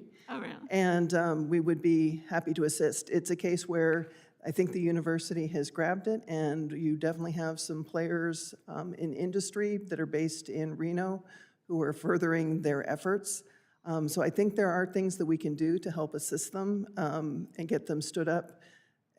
The new 44803C waivers that we just got, we can help work with them to try to get to a point where they can operate with those waivers. I agree with you. I don't think we necessarily need to create more test sites, but we need to plus up the ones that already exist and help them do better. Because when they were first created, they didn't do much for the first couple of years because they didn't quite know what to do. But now it sounds like they're getting more in the game.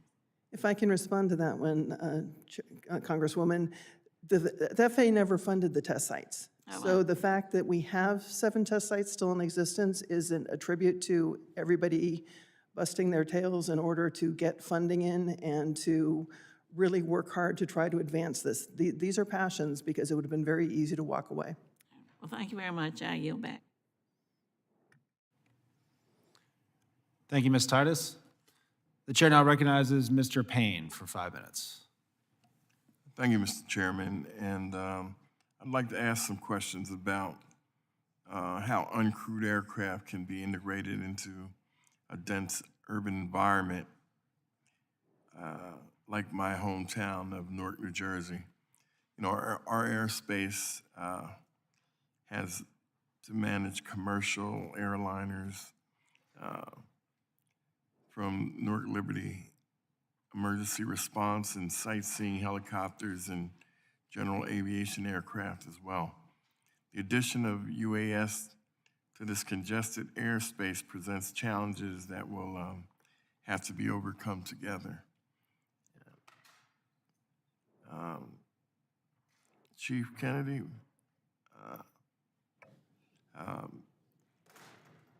how has your department been able to work with other operators in your airspace as you expand your UAS operations?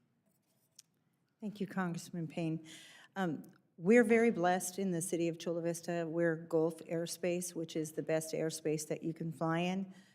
But we do work very closely every day. We notify the Notice to Airmen mission daily by calling the towers, and we share our daily operations with them and the entire city, so we make sure that we're working together on that. As well as we file NOTAMs on an annual basis. But more importantly, I've even had the opportunity. We fly from 150 feet to 400 feet in Chula Vista. I am familiar with other agencies. There's only about 20 agencies in the United States that fly DFR operations right now, so we're very much in the new process of going outside the norm of what we do.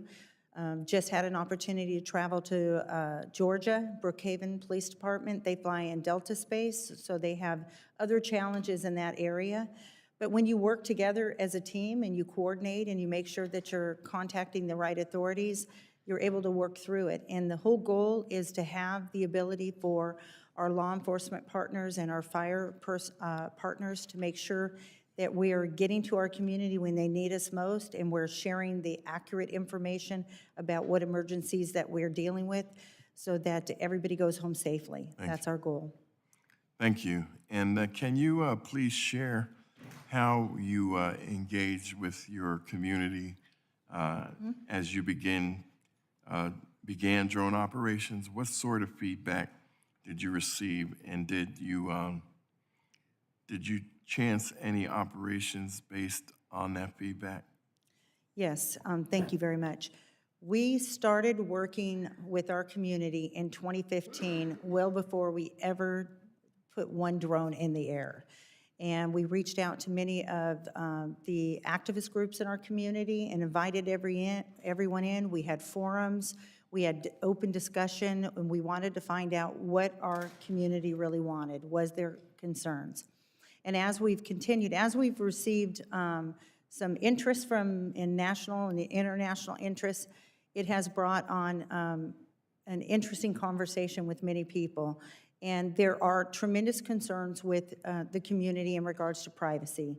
And what we do in Chula Vista is we listen to our community. We have the ability to have them send us emails through our UAS website, as well as provide a lot of information through our webpage that gives flight data, so the community can actually go and see where we flew. Usually 4 hours later, they can see where we went, why we went there. Okay. And so it's been interesting to hear concerns, and I heard people mention earlier about the backyards and people looking into their backyards. And like I said, we fly from 150 feet to 400 feet. Right. And what happened is we decided that, you know what, I can understand why the community feels that way. So as we return on a flight, we have automatically, when we push the home button, we return, our cameras tilt upward to the sky. Okay. And we don't want the community to think that we're looking in on them. Thank you, as my time is dwindling. Mr.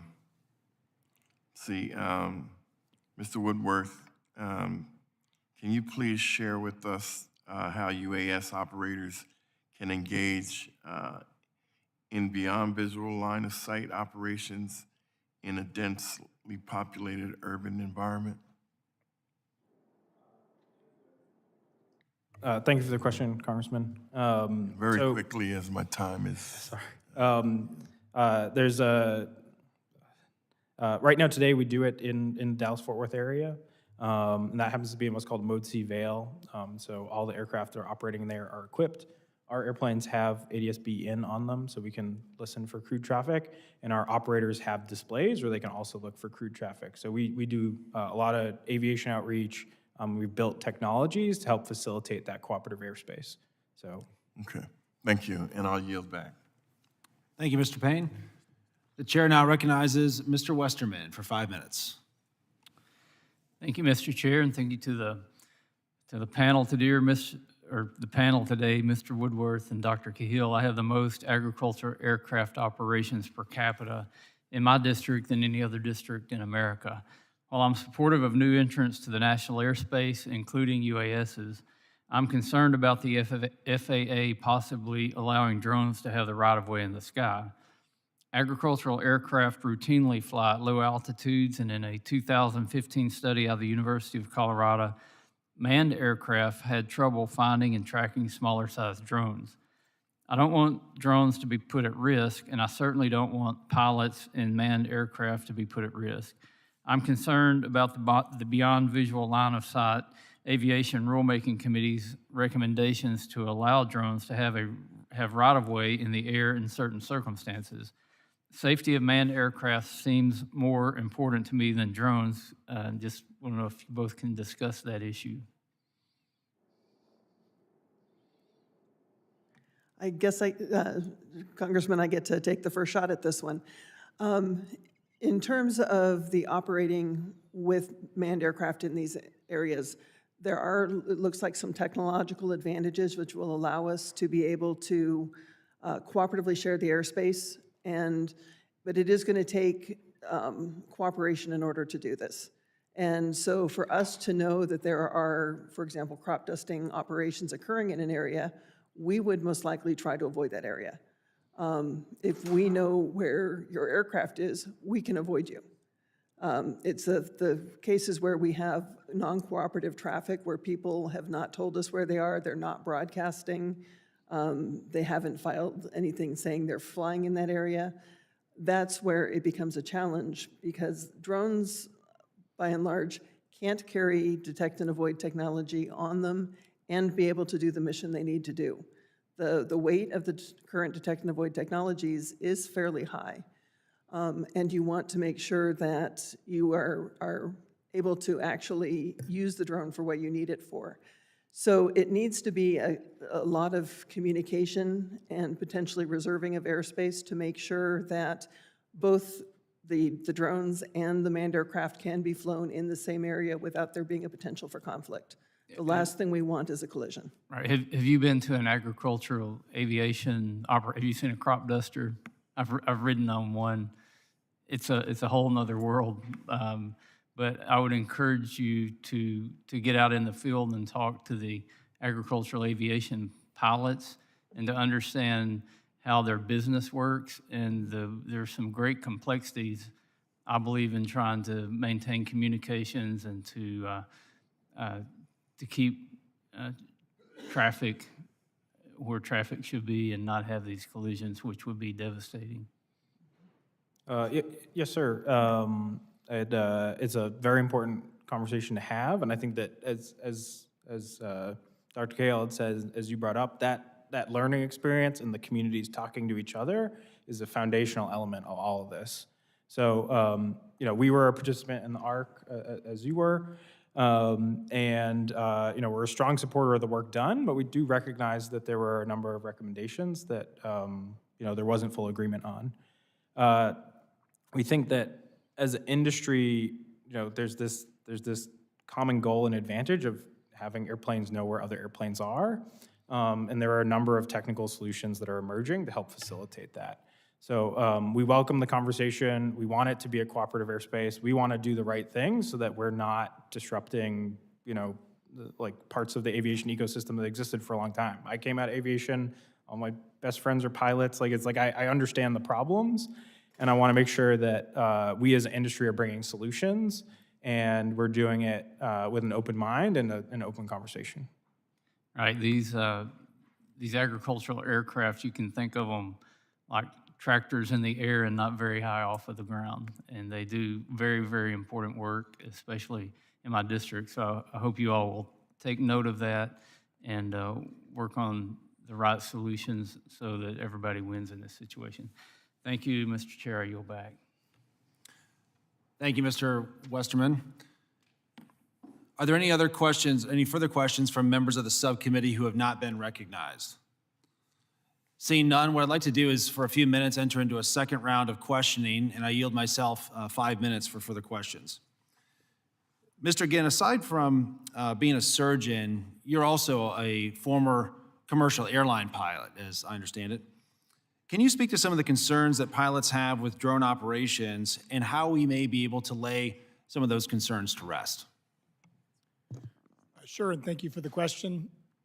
It's been a long time since I've been an airline pilot, but I am an active aviator, and I can tell you that obviously pilots and air crews are quite concerned about encountering an uncrewed aircraft at the wrong place and at the wrong time. Perhaps not unlike we're concerned about encountering a large bird or a flock of birds. The concerns are valid. I do think there are operational considerations that make it highly unlikely.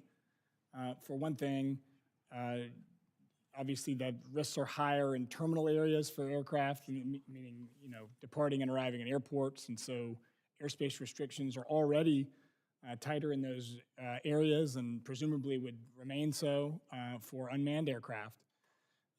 there's also maybe the fact that unmanned operations may be separated to some extent from regions of the airspace where manned aviation occurs currently.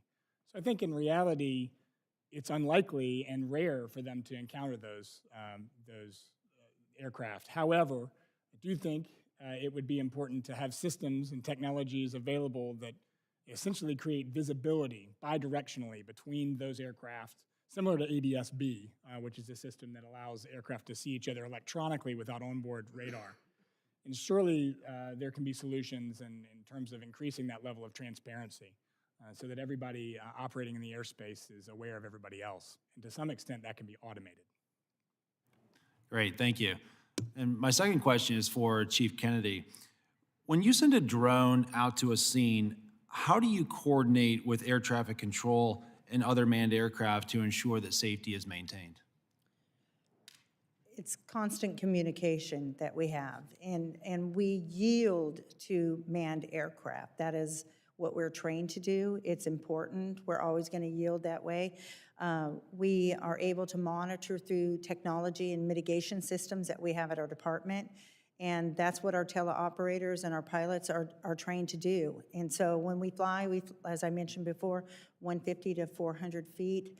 Many of the people, I was on a helicopter the other day, and as we started flying back into Chula Vista, they immediately gave the notification to that pilot that there is low-flying aircraft in the area, and made me feel safe that we're all working together. So I think it's a coordinated effort. Great, thank you. And I yield back. Are there any other members who would like to be recognized for a second round of questioning? The chair recognizes the ranking member of the full committee, Mr. Larson. Yeah, thanks. And question is for Chief. It's related because one of the conflicts that we hear about isn't between, say, although we hear about it, you know, the presence of an airplane, the presence of a drone in the airspace. Another conflict that we have is the presence of state and local governments trying to regulate airspace versus the federal government through the FAA being the sole regulator of the airspace. And so part of addressing that is ensuring you're doing outreach to your local community to say, this is the program, this is what we're doing. Can you explain to us a little bit, maybe some lessons you've learned about doing outreach to your community to alleviate concerns, either privacy concerns or any of the concerns about you operating in the airspace? As I mentioned earlier, the community and the voice of the community is extremely important. We're only as good as the support that we have from our community. And so we do a lot of outreach with our community. And our dashboard is one of the ways that it shares. Hopefully you have an opportunity to look at our website and look at all the information we provide, the flight data, where we go, all the frequently asked questions, how you can reach out to us, what the concerns are. I've even had many of the people from the activist community come to my department, and we have conversations, and I want to hear what are best practices for law enforcement, what things are concerning you. And we make changes based upon that because we're in a new territory right now. And so I think it's just important to have that communication and have that opportunity to share and for them to come in and actually see what we're doing, because if you don't see it, you might visualize it completely differently than what we're doing. We put a lot of effort into protecting our community in the skies as well as on the ground, and the information we share is making a huge difference. I didn't catch in your testimony, are there, how many other police departments have something similar? I believe right now there's approximately 20 DFR agencies throughout the state of California, throughout the United States. It's very new technology, and like I said, we were the first to do it. We have trained probably close to 60, 65 agencies that are coming to us and learning from us and the best practices, and we believe I am so passionate about what we're doing and what it means for our community. I'm just so thankful to have an opportunity to be here before Congress to explain what we're doing. Yeah, and we're pleased to have you. And I want to go back to my main point is that the conflict between local and state governments, certainly legitimately being responsive to their constituents about concerns drones in their airspace.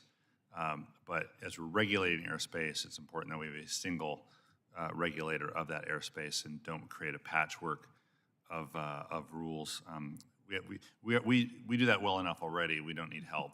And so doing the patchwork bit. So I think what you're talking about, there may be some lessons learned that can alleviate the pressure for local electeds Right. to.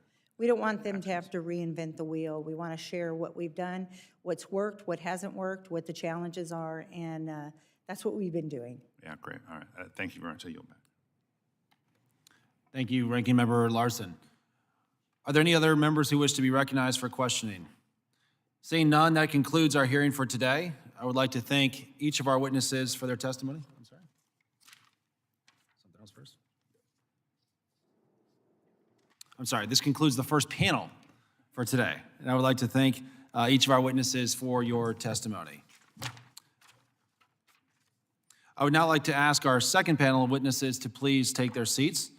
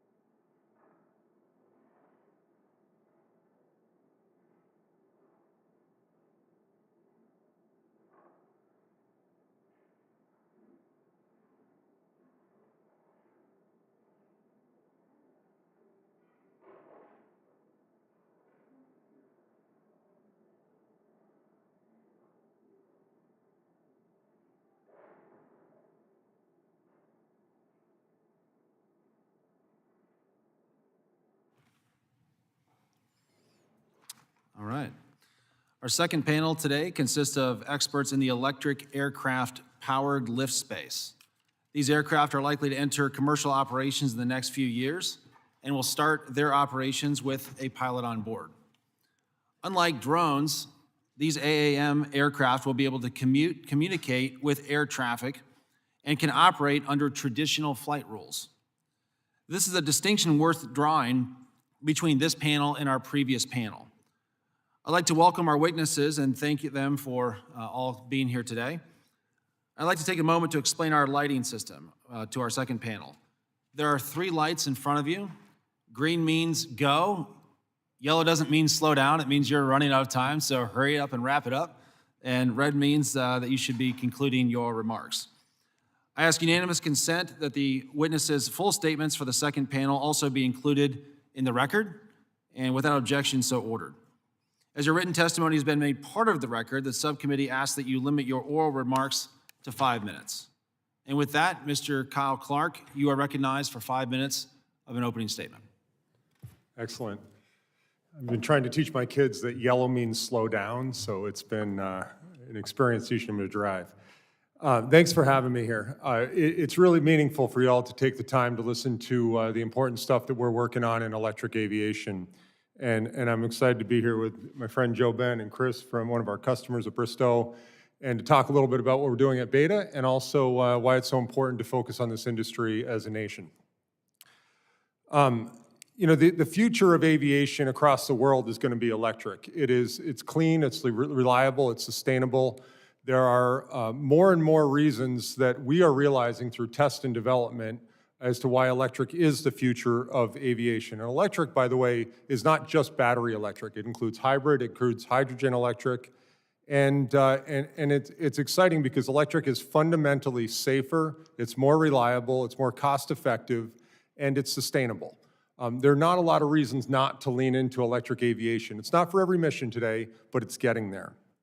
I'm from Beta Technologies. We're up in Vermont. We're I used to say small company, but we're growing. There's about 500 engineers back at Beta right now, likely watching, some of them watching this with bated breath, looking for clarity from the FAA on how to go about completing the mission that we've signed up to pursue. And that's what I'm effectively here to ask for, is for this committee to provide direction, funding, and to compel the FAA to lean into the resources and the expertise to certify electric propulsion. At Beta, we've taken a little bit different of a track towards AAM.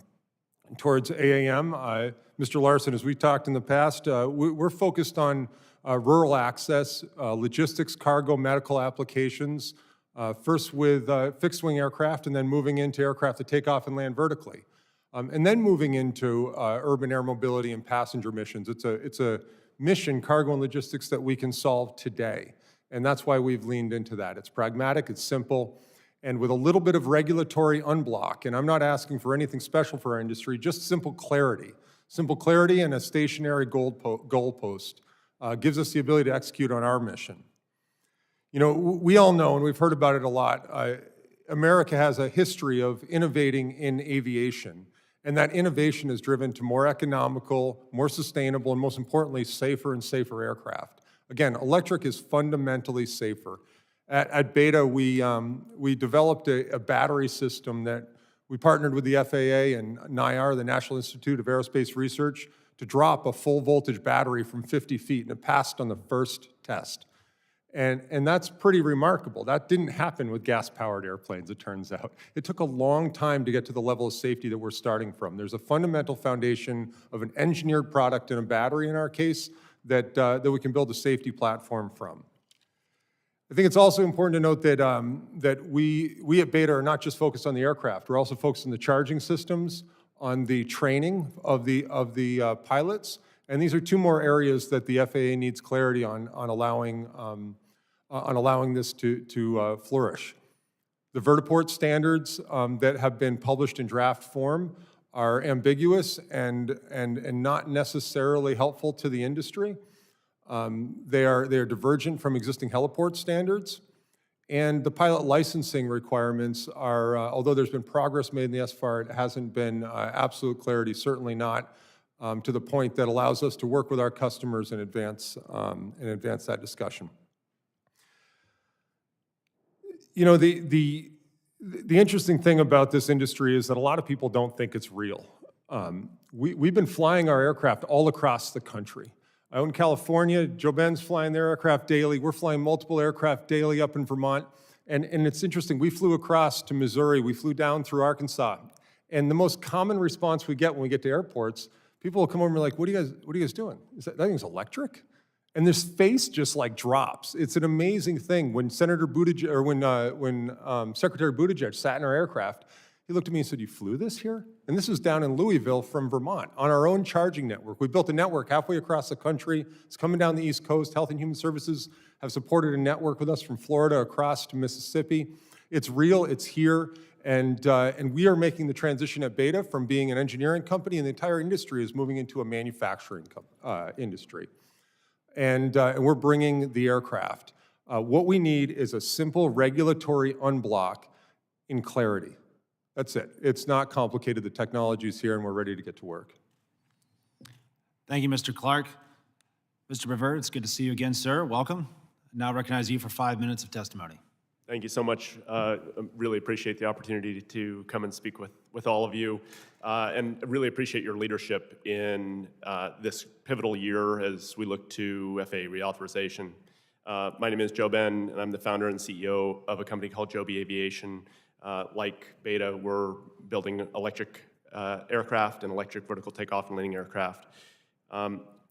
We're at a defining moment in aviation, and this is the first propulsion revolution that we've seen since the dawn of the jet age. And I'm proud to say the team at Joby has been hard at work leading the charge in developing these really important new technologies. We spent more than a decade developing, testing, and flying these aircraft. And we believe this will change the way people move, both in rural communities and in urban communities around the world, and introduce millions of people to the freedom of flight and bring emissions-free and quiet aviation into reality. Today, we're beginning to ramp up our manufacturing efforts, and we're starting that with our pilot manufacturing facility in Marina, California. And in the next few months, we're going to be selecting the site for our Phase 1 manufacturing facility, which will give us the ability to ramp up to hundreds of aircraft per year. And we've made great progress in certifying our aircraft in partnership with the FAA. The best and the brightest in the agency have put tens of thousands of hours into defining, documenting, and executing on the certification path tailored to our aircraft.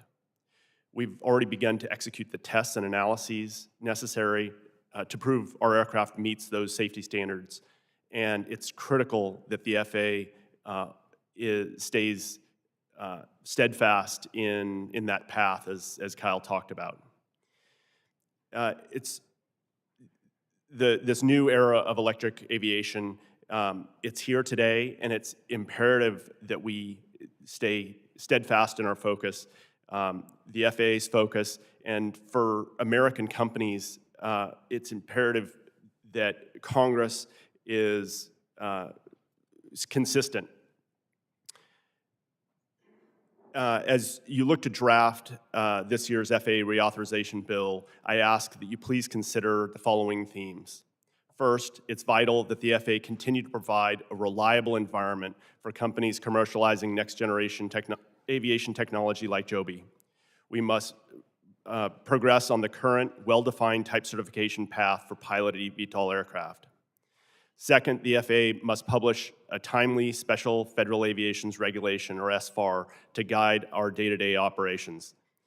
The agency is committed to delivering this by December 31st, 2024. And while we're pleased to hear that they're a month ahead of schedule, we need the Congress to ensure that the SFAR is completed on time, as well as create an interim policy to enable commercial operations if that process stalls.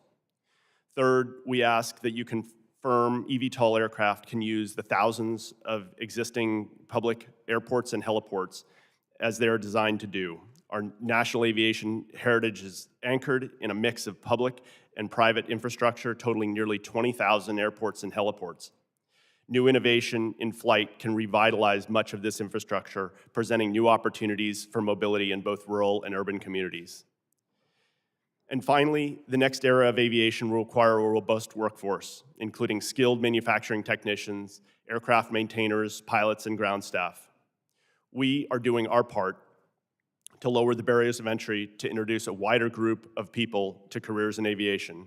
At our facility in Marina, we are hiring Salinas Valley locals for apprenticeship programs that include paid, on-the-job training, and nationally recognized aerospace certifications. In New York City, we are partnering with Aviation Career and Technology Education High School to develop curricula on electric aircraft for the next generation of maintainers. We ask for your support through rigorous and equitable workforce development programs that leverage modern technology and bring more bright minds to careers in our industry. Likewise, we ask that you ensure the FAA has the workforce it needs to keep up with the development of revolutionary technology here in America. American leadership requires strong, bold, and collaborative FAA that maintains consistency in its policymaking and fosters an environment where companies like Joby can bring the next generation of aviation to the world in the cleanest, safest, and most inclusive way possible. Thank you very much for your time, your service, and your leadership, and I look forward to your questions. Thank you, Mr. Bevert. Chair now recognizes Mr. Christopher Bradshaw for 5 minutes of testimony. Mr. Chairman, Ranking Member Cohen, and members of the committee, thank you for having me here today. My name is Chris Bradshaw, and I'm the president and CEO of Bristow Group. It is my pleasure to be here today on behalf of our trade association, Helicopter Association International. As the global leader in innovative and sustainable vertical flight solution, Bristow makes the world a safer and more productive place by delivering safe, efficient, and reliable aviation solutions around the globe. I'm here to talk about our organization and the pragmatic approach we are taking as an experienced vertical lift operator entering the field of advanced air mobility, or AAM. First, though, I would like to take a moment to talk about safety, which is Bristow's #1 core value and our highest operational priority. This is evidenced by the long-running success of our Target Zero safety culture and safety-focused approach in all that we do. New technology is revolutionary, but safety and operational excellence are evolutionary. In the case of Bristow, our safety culture and safety management system have evolved and matured over 75 years, since the founding of the company in Alaska in 1948. Headquartered in Houston, Texas, Bristow employs more than 3,000 people and has a presence on 6 continents with aircraft in 17 different countries. Here in the U.S., our main bases of operation are in South Louisiana, where we provide personnel transportation and search and rescue services to our commercial clients and the U.S. government throughout the Gulf of Mexico. In addition to our offshore energy services business, we provide dedicated search and rescue services to sovereign nations, including the United Kingdom, the Netherlands, and elsewhere. Today, I want to talk about AAM and how Bristow fits into that emerging landscape. We believe AAM will play an important part in the future of aviation. These new technologies have the potential to make certain missions more efficient, quieter, more accessible, and more sustainable. Indeed, we believe AAM represents a powerful opportunity to accelerate sustainability within our industry. We view AAM as a natural extension of Bristow's core competencies, and we see multiple avenues for Bristow to participate in the emerging value chain. We think AAM will first serve the cargo and logistics needs of our existing customers, with personnel transport coming later. Bristow believes an incremental approach to adoption, think crawl, walk, run, is best. We also see various opportunities to expand vertical flight services into entirely new markets, including regional air mobility and eventually more urban air mobility missions as well.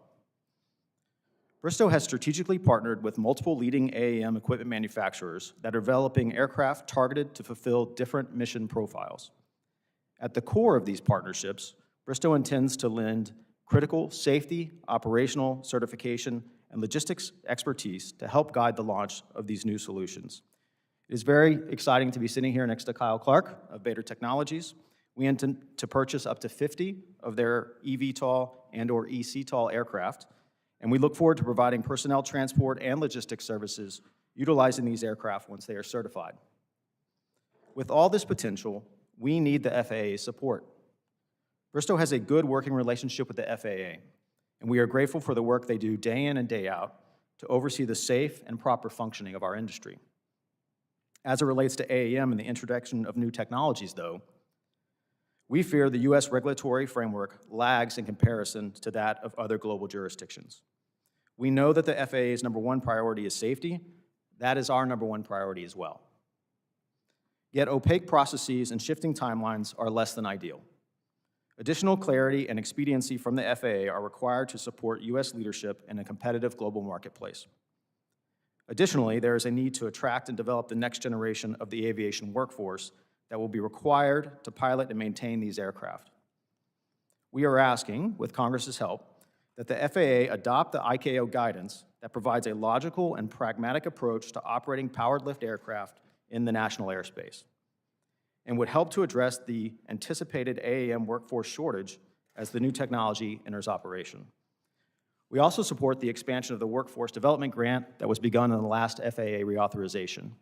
Specifically, we would like to see rotorcraft included in the eligible pool of these critically important grants. At Bristow, we are very excited to be lending our expertise as a mature and proven operator of vertical lift aircraft to drive innovation with our partners in the AAM space. AAM and these next-generation propulsion systems and technologies are essential to the longstanding sustainable growth in the vertical flight industry. It's my privilege to be here today, and I look forward to answering your questions. Thank you. Thank you, Mr. Bradshaw. Next, the chair recognizes Mr. Clint Harper for 5 minutes of opening testimony. Thank you. I'd like to start off today by acknowledging the indigenous peoples whose ancestral homelands that we are gathering on today, as well as those who are living here today who struggle to have their voices heard. Good afternoon, Chairman Grave, Ranking Member Larson, Ranking Member Cohen, and members of the subcommittee.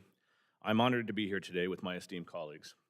For this testimony, I will draw upon my experiences in working with state and local governments to achieve their advanced air mobility goals. I'm not here to represent the views of any single jurisdiction. Instead, these insights are a compilation of my observations while helping governments. My hope is that the lessons that I've learned can be incorporated into the upcoming FAA Reauthorization Bill. As we approach an exciting new era in aviation, we must recognize a sobering truth. Regrettably, today, the majority of aviation benefits are enjoyed by those with higher disposable incomes, while on the other hand, negative externalities, such as noise and emissions, are disproportionately endured by those struggling to make ends meet. We must make it our duty as a nation to confront this disparity and champion a more equitable and inclusive aviation future for all citizens. I believe that advanced air mobility represents a significant step in the right direction if integrated into communities thoughtfully. Equity must be at the forefront of our pursuit. Our collective efforts should aim to forge a future in which the burdens and benefits of aviation are allocated in a more equitable manner. In doing so, we can ensure that AAM's promise of progress is truly shared by all. As we navigate the intricate challenges of integrating new mobility technologies into our landscapes, city staff must remain focused on the complex and immediate pressing issues of today. This often leaves little time to contemplate emerging technologies that have yet to fully materialize. Nevertheless, we must not overlook the potential of integrating advanced air mobility into our transportation system, as it offers us a rare chance to demonstrate that we have learned from previous missteps in transportation-related decision-making, where decisions favor the quality of life for the privileged at the expense of the marginalized. To address this, the reauthorization bill should provide funds and resources for communities to advance the holistic integration of advanced air mobility technologies. This aid will help communities identify where advanced air mobility interventions can provide solutions where the legacy transportation system currently struggles. This includes promoting the development of strategic plans, digital infrastructure tools, multimodal integration, job creation, and more. In my nearly 6 years of collaborating with state and local governments, it has become increasingly clear that city land use and transportation planners hold the keys to the successful integration of advanced air mobility technologies. However, traditional university planning programs often neglect aviation topics. This oversight complicates collaboration and hinders the seamless incorporation of aviation into broader transportation solutions. If we continue to isolate aviation from other modes, we risk undermining our efforts to offer citizens the transportation choices that best meets their needs. Therefore, it is crucial that the reauthorization bill encourages educational programs and resources that raise awareness of aviation among traditional planning professionals. By cultivating an understanding of aviation's role in the broader transportation system, we can work together to build a better and more interconnected future. We must also recognize that we are not fully utilizing the vast talent available to us. To tap into our collective potential, we must promote diversity and inclusivity. With this belief, I encourage that the reauthorization bill includes provisions to foster a diverse aviation workforce, provides training and education programs for transitioning veterans, and incentivizes private companies and organizations to support the recruitment of diverse talents. Through these united efforts, we can ensure that our nation's skies are supported and navigated by the most skilled and capable workforce. As AAM operations draw closer, it is vital to ensure that our current vertical lift infrastructure provides a foundation for eVTOLs and supports the increased tempo of operations, particularly in dense urban environments. Current infrastructure is inadequate. Many heliports are plagued by obstructions, lack proper weather reporting, as well as current tools for risk identification, mitigation, and communication. We must enhance our infrastructure to ensure growth and progress. The reauthorization bill should incorporate measures that assist states and cities in better regulating and managing their urban and rural aviation systems. A reinvigorated system should stimulate competition, choice, and innovation through a blend of public and private infrastructure that embodies safety, accessibility, promotes multimodal options, especially transit and active transportation. We stand at a crucial point in our transportation history. Our decisions can serve to correct past mistakes that continue to marginalize struggling communities today. This is an opportunity for all transportation sectors to unite and build a better system. Thank you all for this opportunity. I eagerly anticipate partnering with you to pioneer a new era in aviation and transportation. Thank you. Thank you, Mr. Harper. I ask unanimous consent to enter into the record additional testimony and material on AAM that we received from Supernal, HAI, and Reliable Robotics, as well as AUVSI. Without objection, so ordered. The chair now recognizes his good friend from New York, Mr. Molinaro, for 5 minutes. Thank you, Mr. Chairman. You both look like you're having far too much fun over there. I appreciate the opportunity. Mr. Brevard, I'm going to jump right in. I don't want to waste too much of your time or mine. In rural communities like the ones I represent, we often refer to the deserts we live in: banking deserts, food deserts, retail deserts. We have transportation deserts as well. AAM eVTOLs provide us the opportunity, I think, to really bring back to life some of our smaller, more regional airports and use them as tools not only for long distance but short distance travel.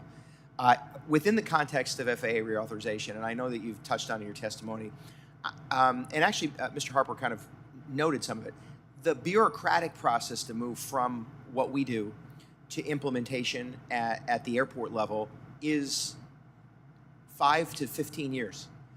Your technology, what Joby does, and the capacity to really innovate and bring back to life regions of our country, if not other parts of the world, demands we act quickly.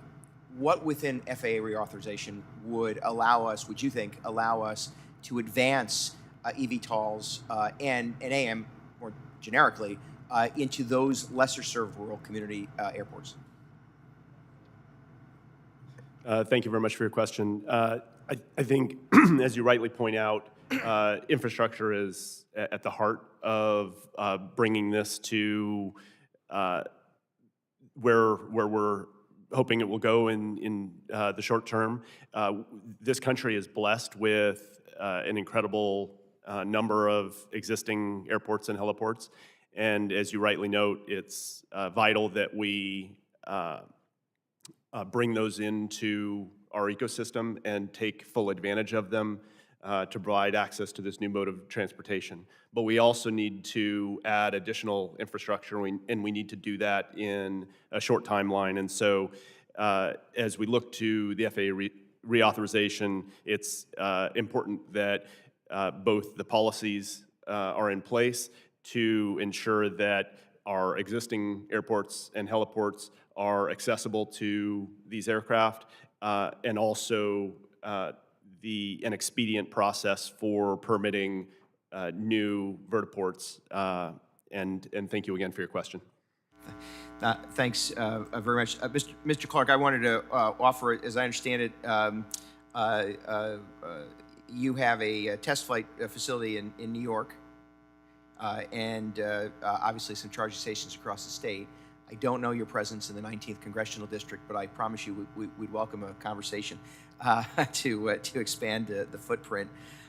We recognize again the value of AAM and the capacity to reach places that are underserved, all populations. Why don't you, if you could, just expand on the capacity to provide service and what within FAA reauthorization we could more aggressively do to build out the footprint in places that are seeing a shrinkage in the traditional aircraft world and need revitalization of those transportation hubs. Absolutely, and thank you for your question. And this is near and dear to us up here in Vermont. We're right across the lake from y'all in New York, and we have a whole network that extends across New York. We have our flight test center there, and it's been a great state to deploy charging systems at the rural airports in. What's interesting about states like New York, Maine, Nebraska, they have highway systems that are unidirectional. They're not universal. And in places where you want to go north into the Adirondack Park, you're better set flying. And it's an amazing economy booster to have those small businesses in those regions able to compete with urban businesses by allowing next day cargo and logistics missions. So imagine a system in the future where the aircraft can leave your local regional airport, of which is more than 4,000 underutilized airports, with very, very little infrastructure improvement of charging. We can utilize those to serve these rural communities, medical, cargo, logistics, moving people. And all we really need in the case of the FAA is consistency in the deployment of these charging systems. We've found a great variability in the regulations required for us to get through to permit charging systems at airports, and we just need consistency. And on the aircraft, it's the same thing. The solidification of the goalposts around electric vertical takeoff and landing aircraft and conventional takeoff and landing aircraft. So resources, expertise pointed at things that allow us to bring low-cost transportation to your communities. Thank you. Mr. Chairman, I just want to reinforce that embracing AAM in a creative and innovative way allows us to bring back to life smaller regional airports and give access to transportation access to places that are underutilized and served. And we need an FAA reauthorization bill that is as innovative as the technology. Thanks. Thank you, Mr. Molinaro. The chair now recognizes Mr. Menendez for 5 minutes. Thank the chair, and the chair actually had constituents here earlier. My in-laws live in the chair's district, so I have to be nice to him when he holds the gavel for a lot of reasons. But it's also just fascinating because I know the area that he represents, northern Indiana, and I represent a much more densely populated district. So to have the opportunity to think about these issues with Rudy is going to be an interesting opportunity. I'm thankful for it. But because of the district I do represent, I want to turn my questions to Mr. Harper, and I appreciate your testimony here today, and specifically your observations or recommendations, and going specifically to your second recommendation regarding how best cities can incorporate this opportunity while thinking about their various stakeholders. You make the correct observation that a lot of these communities that are in the 8th Congressional District in New Jersey have not always had the benefit of the transportation systems around them, but bear the burden of the environmental consequences. So as we think about this new technology and what it could mean for these types of communities, I want to give you the chance to expand on your testimony and how we can make it an inclusive process and ensure that we create create an opportunity for equity in those communities with new technology and make sure they aren't left behind. Yeah, I appreciate that. So I think, this starts with education, so I think community members, need to better understand aviation, better understand aviation's role in their daily lives. I think when we talk to a lot of communities that are around, particularly general aviation airports, they struggle, with the burdens of noise and emissions and other negative externalities, and the fact that they don't have direct access to the benefits, of those airports.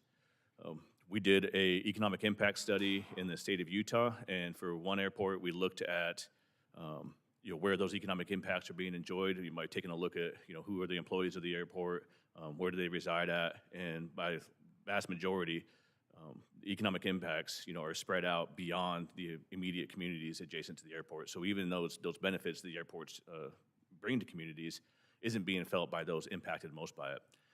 And so for that to mitigate that or to address that, I think the outreach is first and foremost. We need to get out there and talk to communities, hear what their concerns are. I think a lot of times we tend to assume, what the big issues are, what the big concerns are, but we truly only know if we go out there and actually talk to the people that are impacted and get their ideas of what this infrastructure could be.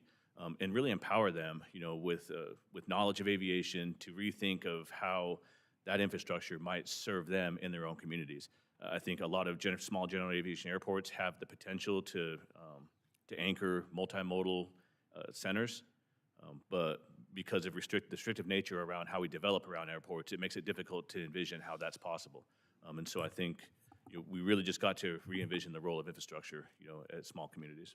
And on that note, how can we also ensure that we're creating a workforce from these communities and giving them opportunities for training? That's one of the things I think can cut across no matter what part of the country we have the opportunity to represent, encouraging people to think about these unique opportunities with this emerging technology. How do we train people from all different communities? What types of things should we be almost marketing to them, right? To give them the awareness and then give them the opportunity to be trained up no matter what part of the country they come from. I think it needs to start with the local education systems, the community colleges, and even K through 12 education. You're hard pressed to find in many colleges to find anything related to aviation. In the coursework I mentioned specifically planning, but if you look at other programs out there, there's really not a lot that touches on aviation, even from an introductory level. And so providing those options, at the colleges and universities, and then also, we see a lot more of the drone introductions into the K through 12 programs. I think that's a very positive step in the right direction to at least help community members see that they have or potentially have a role in this industry in the future. For sure. And listen, if there's any programs that you find to be models, right, for bringing students into this space, definitely let the staff know, let my office know, because we'd love to, make that available and create a resource for places in our different districts. So that way people know how they can best set up these programs to engage students and potentially create a whole new career path that they may not be thinking of. I think we'd all be well served by that. So I thank you all for coming in today and for your leadership on this important topic, and appreciate it. Yield the remainder of my time. Thank you, Mr. Menendez, and the sentiments you shared are mutual. You should let your in-laws know if they have issues with their federal government, they can call their congressman. I'm happy to help them. I now recognize myself for 5 minutes of questions. Thank you to our second panel for being here today. Thank you for waiting so patiently as we concluded our first panel. Mr. Bavert, I'm not sure if you were here in the room during our first panel, but my question then focused on American aviation leadership. As I've said earlier and have said many times, for the last 120 years in the United States, we've been the leader in aviation innovation. But I'm concerned that we're starting to cede that ground, particularly to foreign nations. And in your testimony, you warned us, in your written testimony, you warned us that China and Europe are working on their own electric aviation regulations, and that the United States runs the risk of being left behind. What have those two areas, China and Europe, what have they done so far that we haven't? What are they working on that we aren't?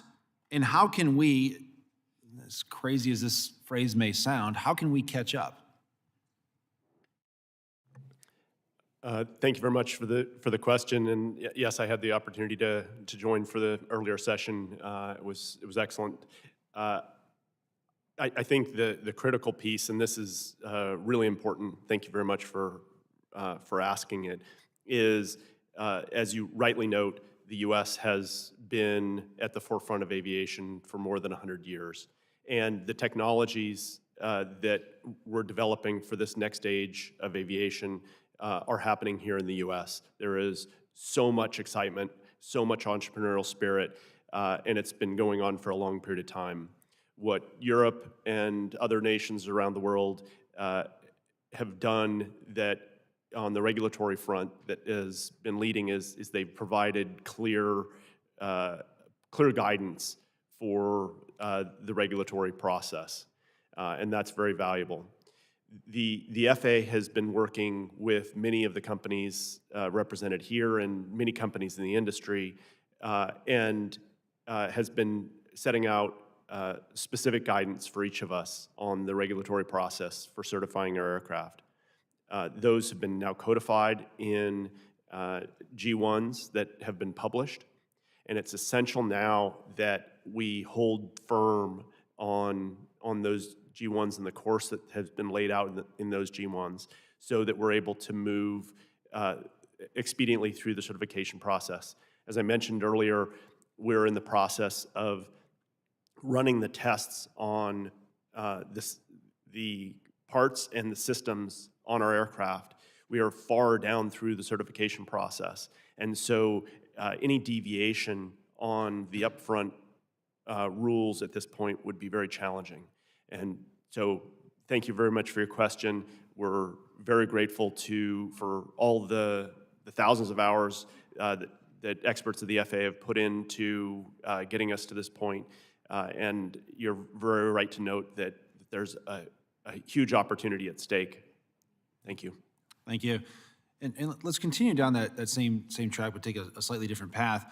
Let's set aside everything that Joby is working on and that has pending before the FAA. And let's talk about what else in terms of whether it's approvals or certifications or what outside of that as it keeps you up at night. Is it, particularly as my interest in our community is a lot of my district is rural. What is it about the rural parts of our country, whether it's workforce electrification, infrastructure, what are some of those other things that really keep you up at night? Yeah, again, great question, and it's a lot of it's down to the infrastructure, whether that's the physical locations where these aircraft can take off and land from, whether it's the electrification that Kyle spoke about. It's key to bring the access to this really important new mode of mobility to as many people around the country as possible. And so I'm very focused on how we complete the certification. Keeps you up at night as Bristow moves into the eVTOL and electric aviation space more broadly? Well, fundamentally, our number one priority is always going to be safety. We do have confidence that the companies developing these aircraft and the FAA will ensure that they are safe before certified and brought into operation. Importantly, though, it's critical that they be brought into operation safely, and that in and of itself is a separate process. We have experience working with different OEMs over the decades, introducing a variety of different new models into the market, and there is a process by which that maturity really needs to occur. Beyond that, I think workforce, it's talent management. The industry as a whole is short pilots and other critical staffing positions already. The growth of the AAM industry, which we are confident will happen, is only going to further stress that need for talent in the industry. So an investment in the workforce, making sure that we're tapping into all segments of the community to bring new people into the industry, we think is going to be critically important. Thank you, Mr. Bradshaw. I yield back. I'd now like to yield 5 minutes to Mr. Allred. Well, thank you, Mr. Chairman, and I want to thank our witnesses for being here today and for your testimony. I think this is an exciting thing for us to consider as we look at the future of what our transportation systems can look like. I'm looking forward to working with all of you as we continue through the FAA reauthorization process to ensure that the FAA and the industry have the resources they need to continue expanding and developing in this space. And Mr. Beverett, I wanted to start with you. I understand that Joby worked with NASA to understand how the electrical vertical takeoff and landing eVTOL aircraft can integrate into our existing airspace in Dallas and at the DFW airport. As you know, it's a very busy airspace. We've got a lot going on. It's the second busiest airport in the country. Can you elaborate for us what you found in terms of that integration? Yeah, thank you very much, and we were very grateful for the opportunity to work with NASA and to study the DFW area, and very pleased with the results that demonstrated that our piloted aircraft can integrate seamlessly into the airspace in Dallas and specifically at DFW. Yeah. What do you think we need to do to make that, to give the public confidence around that? As I said, our airspace is incredibly busy. We have multiple civilian airports, also freight airports. What do you think needs to be done in terms of making sure folks understand that this can be integrated safely? Again, given that our aircraft is a piloted aircraft, it integrates into the airspace in the same way that other small aircraft do. And the more we get out and demonstrate these aircraft, as Kyle was talking about, bring them to communities, let them experience the remarkable characteristics that they have, the low acoustic signature, the ability to spool up and spool down nearly instantly, and it's just as Kyle talked about, is a game changer for safety and reliability and affordability, giving so many more people access and the opportunity to experience aviation on a daily basis. Yeah, I agree with you. I think it is exciting. I think there's probably few areas in the country that would benefit more than the Dallas-Fort Worth area from having something like this. And so I'm glad that y'all were able to work with NASA and come to that conclusion. And we've had a lot of discussion, Mr. Harper, around the workforce. And obviously we need to make sure that we're keeping up with demand. Companies like DroneUp are working to build the next generation of trained operators through creative partnerships like one they have with the Dallas Independent School District, a vocational STEM program, which is in my district. But we also want to make sure that workforce is something that reflects our incredibly diverse community. And this is something I've been working towards in the aviation sector in general, is trying to see us bring more diversity and open the doors to aviation and jobs to more folks. What opportunities do we have to do to make sure that these new workforce opportunities are available to underrepresented communities? Mr. Harper. Yeah, I appreciate that question a lot. I think first and foremost, the next generation coming up needs to see themselves, in the decision-making rooms, where all this is happening at. All too frequently, in forums like this, I'm the only person of color, talking about this stuff and, being considered as a thought leader, in this space, which I'm extremely grateful for. When I graduated high school, I didn't have much going for me. I didn't do very many things to help myself out. It was through my military experience, through joining the Air Force, that I got introduced to aviation, and that really turned things around for me. Gave me the confidence, gave me the knowledge and skills to do things. And so that served as my introduction into the aviation workforce. I think there's a lot of potential to embrace transitioning veterans, particularly airfield managers and others in the aviation space within the military, but it's a frustrating transition. When the TRB did a study a few years ago on workforce diversity, how to grow the workforce. And when I asked the question why military airfield managers weren't considered, as a part of the solution to that, I was told very crassly that my skills weren't transferable, and therefore they didn't even consider airfield managers. And I think I've established, that what I've learned in the Air Force is very relevant to what we're doing today, and I think we need to embrace that and embrace the diversity that military offers. Yeah. Well, thank you, Mr. Harvard. Now I yield back. Thank you, Mr. Allred. The chair now recognizes Mr. Carbaugh for 5 minutes. Thank you, Mr. Chairman. Mr. Beverett, with the upcoming FAA reauthorization bill, I appreciate the time you took to come to testify before our committee as we continue to work through our priorities. Can you elaborate how Joby Aviation's collaboration with the Department of Defense is helping move forward advanced air mobility into civil operations? Absolutely. Thank you very much for your question. So we began working with the DoD in 2016, and the DoD provided us with access to flight test ranges, and that was really valuable to accelerate the development of our technology. That was then followed on by increasing involvement through a number of steps, both through the Defense Innovation Unit and then through AFWERX Agility Prime. The small contract awards that we received from them, we were able to leverage into dramatically more funding from private sources. To date, we've raised almost $2 billion from private sources on contracts of just a few tens of millions of dollars. And so that leverage, the DoD providing a demand signal saying these technologies are not only incredibly valuable for on the commercial side, but they're also going to be valuable on for the government. These technologies that dramatically reduce the maintenance cost and the operating cost of aircraft, that electric propulsion is a really promising technology, that quiet aircraft are really important for the defense community.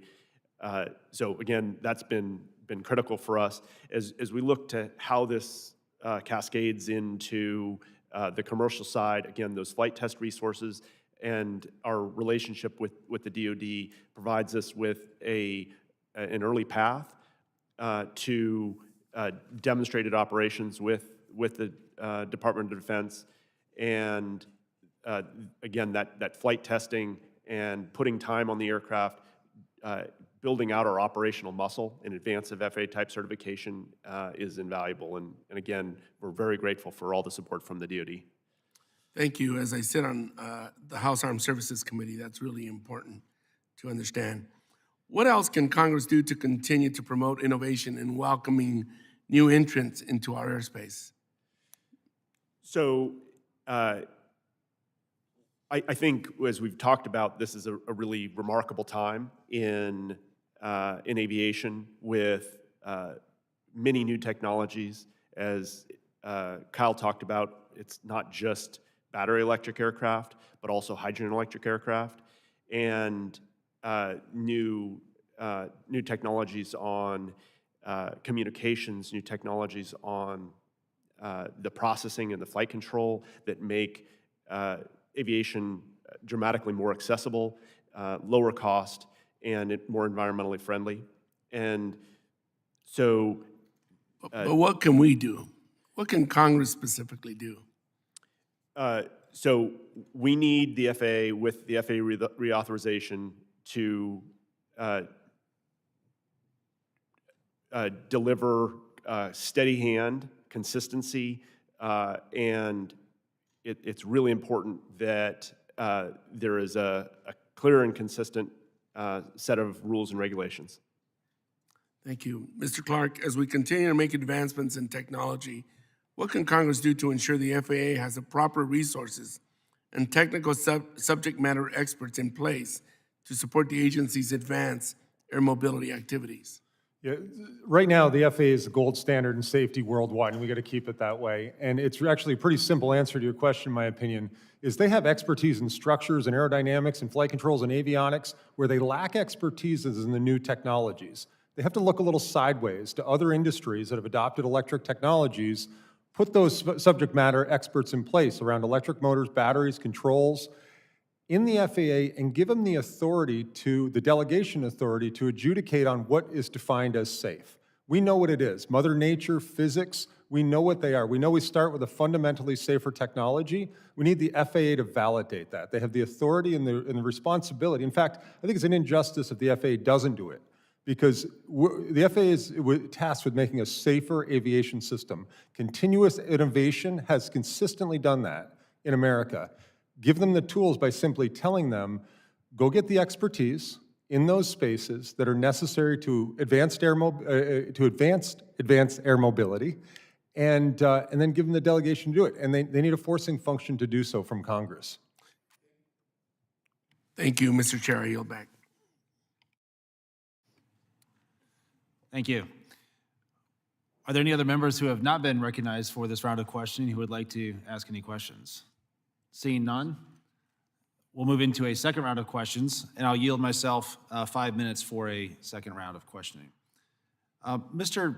Revert, about a year ago, the FAA told Joby and other manufacturers that you had to pursue certification under Part 21.17B. Can you briefly describe how your industry, as well as your investors, reacted to that change? It was initially a challenging adjustment. We had received our signed G1 in May of 2020, and to more than a year later have that adjusted was challenging. I think the piece that we were the most concerned about was on the operations and piloting side. Since then, we've been extremely heartened by the rapid drafting of the SFAR, the Special Federal Aviation Regulations, that has come about, and to hear that the FAA is a month ahead of schedule on that it's now with the DOT and will shortly go to the White House. So with that, we they remain committed to delivering that by December 31st of 2024. And with that, we will be able to commence commercial operations on schedule. We're also very pleased that our G1 was published in the Federal Register, and that the comments on that are being dispositioned expediently. Thank you. And Mr. Bradshaw, as a company already using vertical flight capable aircraft commercially, what use cases are you looking at for this type of technology, and why are you so interested in it? Thank you for the question.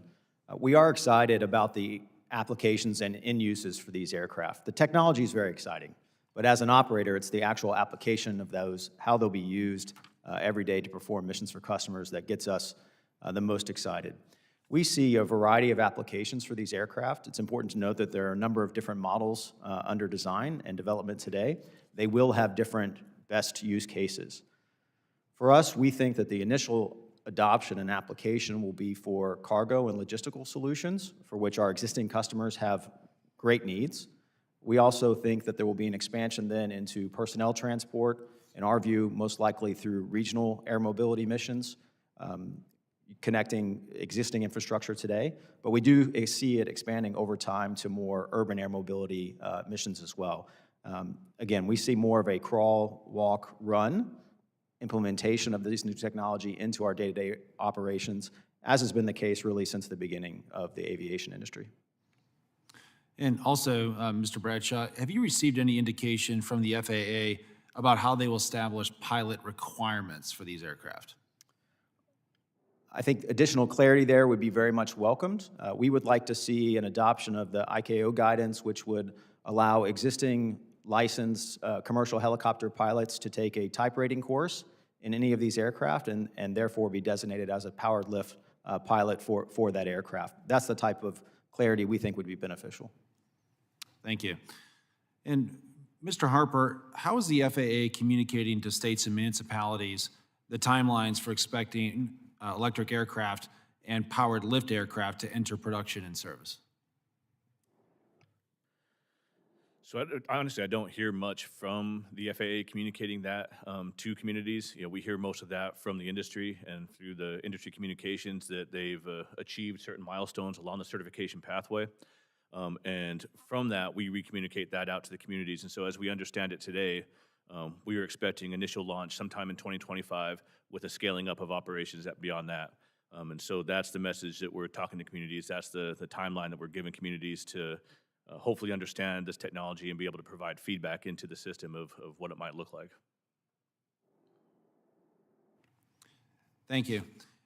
And just a kind of a general question for all all panels. If you maybe even go through this just one at a time briefly.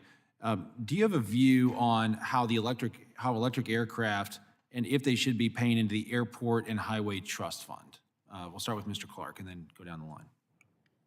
I think electric aircraft absolutely should participate in funding the infrastructure.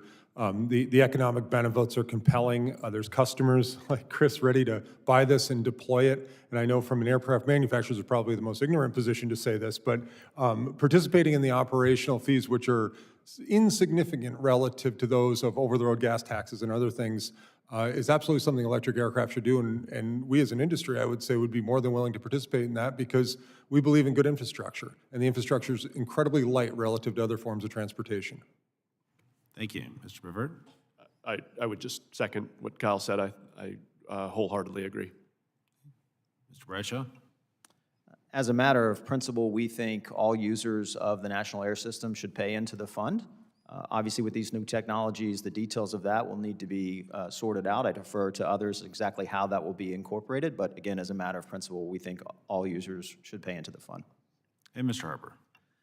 Yeah, I'd say I agree with my colleagues here, and also emphasize, my written testimony, it talked about some of the struggles and issues with the current vertical lift infrastructure that we need to address, as we're looking to evolve into the AAM future. Thank you. And Mr. Clark, in your testimony, you discussed the charging infrastructure that you've installed at airports. Can you describe what permitting a charger at an airport entails to get it up and running? And if there are areas that we should be looking at to ensure that the process is right-sized for the activity at the airport? Absolutely. And I think it should be noted that putting a charging system, which is about a 4-by-4 foot box, and a small power interconnection adjacent to it is a relatively small ask of an airport relative to the infrastructure of an airport. The permitting process right now is slightly convoluted. Actually, it's more than slightly convoluted. We go to the FAA, we go to municipal, and we typically go to a state in addition. And having a federal preemption allowing us to put in charging systems at airports for the benefit of all parties to allow for quiet, sustainable aviation at that airport should be a no-brainer. And the FAA should solely regulate that, especially at federally funded airports, and allow the diversity of municipal opinions to not impede the establishment of simple chargers. And we're not talking about putting big vertiports in place, just a charger. And I'm also a big believer in interoperability and multimodal aspects of the charger that allow for package cars, other airport vehicles, and many different forms of aircraft to charge at those chargers. Thank you. I will now yield the balance of my time to our distinguished chair, Mr. Garrett Graves.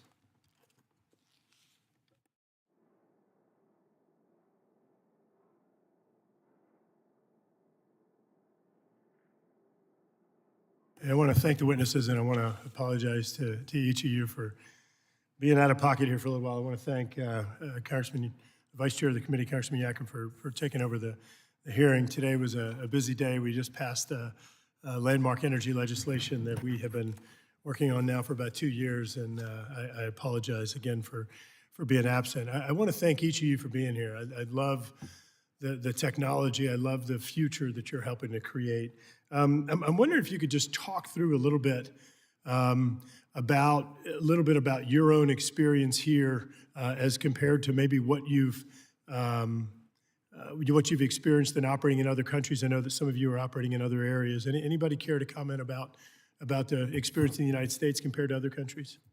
I think, Chris probably has the most experience, but I'll speak from the perspective of AAM. And you may be referencing a recent regulatory license we received to operate in the UAE, for example.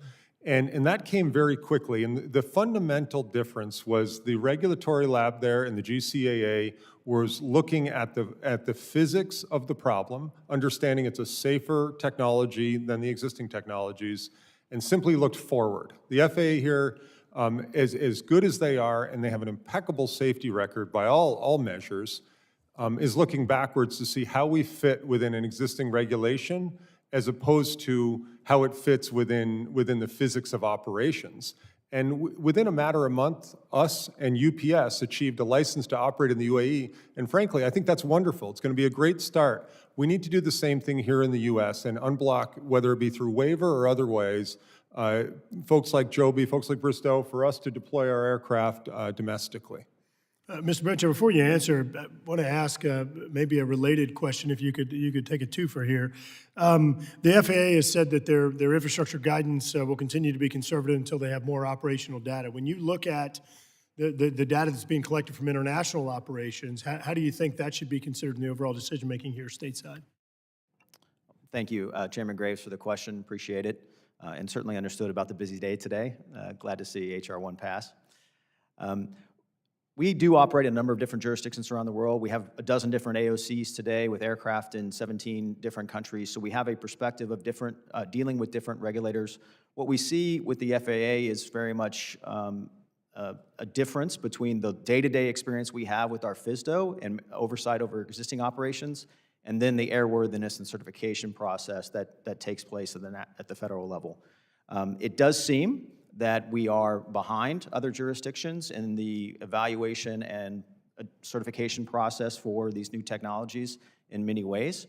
I think there are various reasons for that. It seems that in other countries there has been a clear framework approach taken, not as being as prescriptive. And there's certainly a commitment in some of these other jurisdictions like EASA or the UKCAA or ANAC in Brazil to be a leader here. I have every confidence that the products that are being developed as these new aircraft will achieve the performance and standards that they need, and hopefully the certification timeline here in the U.S. can keep up with that, and hopefully the FAA, to the second part of your question, Chairman, will look to these other agencies and share that data and share the approach and take a more collaborative approach to how these new aircraft are certified and accepted. Care to comment? Any more? I'd just like to speak to the amount of international demand there is, and aviation has been one of this country's most valuable exports, and it's imperative that the FAA continue to lead and be the gold standard for aviation safety globally, so that innovators here in the U.S. can export the really valuable products that we create to countries around the world. Thank you. Do y'all feel that the FAA has clearly communicated required design standards and development assurance levels that will be applied to your aircraft? I'll jump in there. I think that for 90% of the aircraft they have, it's the new and novel technologies that need a little bit more work, and they need people who are experts in those fields to be employed by the FAA or delegated by the FAA. Look, we want the same thing as the FAA. We want a safe, reliable, and repeatably produced aircraft, right? And we have a lot of experts that know electric propulsion and batteries very, very well. It's an engineered product. And the FAA has to step in those really relatively small slivers to say, yeah, we want the same thing, let's just figure out what validation means. It should be noted in your prior question, though, that the rest of the world is drafting off of the work that's done here. And in our case, getting these minimum viable licenses, they look to the work that our military did, the Air Force and the Army before they put their pilots in our airplanes, and the airworthiness that we had to achieve to do that, to then draft off that and then ride by us towards the finish. What we need to do is we need to maintain that leadership position by continuing to be innovative, driving towards a forcing function of a goal instituted by Congress to say, go do this, and here are the resources to do it. So I didn't mean to imply that there wasn't awesome work being done here, but other countries see that and just work around it. It's a great point, so it actually kind of leads me to my next question. So do you believe that the fact that we're being passed up, do you believe that that's a resource issue, an expertise issue, just too conservative a standard? Do you have any thoughts there? Yeah, I think that there's a layer between the leadership of the FAA and the people that we work with on a day-to-day basis. They are motivated, excited, working hard on what they're trying to do without the delegation authority to make a decision. However, right at the top, folks are saying, yeah, we want to do this. And as we work through this, we need to provide like vertical pressure right down through the FAA to say, this is a fundamentally safer technology. You have the authority to make a physics-based declaration of what it means to be certified. Now go do it. Yes, we need expertise, and again, like I said before, we need to look horizontally into all the other industries that have electrified and say, that makes sense. The reliability and safety of that is great in locomotive, in automotive, and we're gonna move it over to aviation, we're gonna employ that here. Anyone else? Don't let anybody yell at me about how much time I'm taking. So. Well, I'll ask this in closing. Is there anything that any of you would like to add to your statements or clarify any answers that you gave earlier, or anything you haven't been asked that you'd like to expand upon? I think we're standing at a really exciting moment. This culmination of so many technologies that are going to fundamentally transform aviation and the lives of people around the world, delivering significant increases in the productivities of our communities as we connect more people in shorter amounts of time. And this is all standing on the shoulders of more than 100 years of pioneering aviation work here in the U.S. that has made aviation our safest, fastest, and lowest cost mode of transportation. We're so grateful for the leadership of this committee, of the hard work day in and day out by the teams at the FAA to deliver this remarkably safe aviation ecosystem that we have. And it's really exciting to be seeing the industry embracing these next generation technologies. If I may add just something that hasn't been talked about a lot, and that's general aviation. GA is not separate from commercial aviation. I'm speaking as a pilot, a certified flight instructor, an owner of aircraft, an owner of an aerospace business as well. GA is the conduit through which we I just taught my daughter to fly. She's a pilot as well. She learns her basic habits to be a safe pilot for life as she progresses into commercial aviation, in general aviation. Many aircraft companies start in general aviation, move into Part 25 commuter class. Many people in ATC start at small airports that predominantly host GA before they move to the big airports. We need to focus on GA, we need to foster GA, and we need to allow it to flourish to provide a conduit to our pilot shortage, our maintenance shortage, the people who are developing aircraft, and frankly, I actually think we should return the FAA to own the responsibility to promote aviation. We want our best and our brightest in a really important sector of our country. We want to maintain the leadership. We need to promote, and we need to establish a safe. The FAA does a great job on safety. We need to promote aviation. We need good people in it that are inspired to be there. General aviation is a great place to focus on. Thank you. I'm not sure if any of you have been in the rotunda of the Capitol, but up in the rotunda of the Capitol, they have a painting called The Freeze that goes all the way around 360 degrees. And if you look right on the what is that, the western end, or the western side, they actually have the Wright brothers plane up there depicted, is because of its transformative role in United States history. And I think that I'm looking right now at the next transformative innovators in our country, and I'm really excited to help in this next FAA bill, to be able to work together with everyone on this committee to help to chart a path that creates the certainty, that creates the predictability that you need, that truly moves at the pace of innovation, as opposed to being this bottleneck or impediment to progress. The United States, as some of you have noted, we are the gold standard in regard to safety, and we're the gold standard in regard to innovation.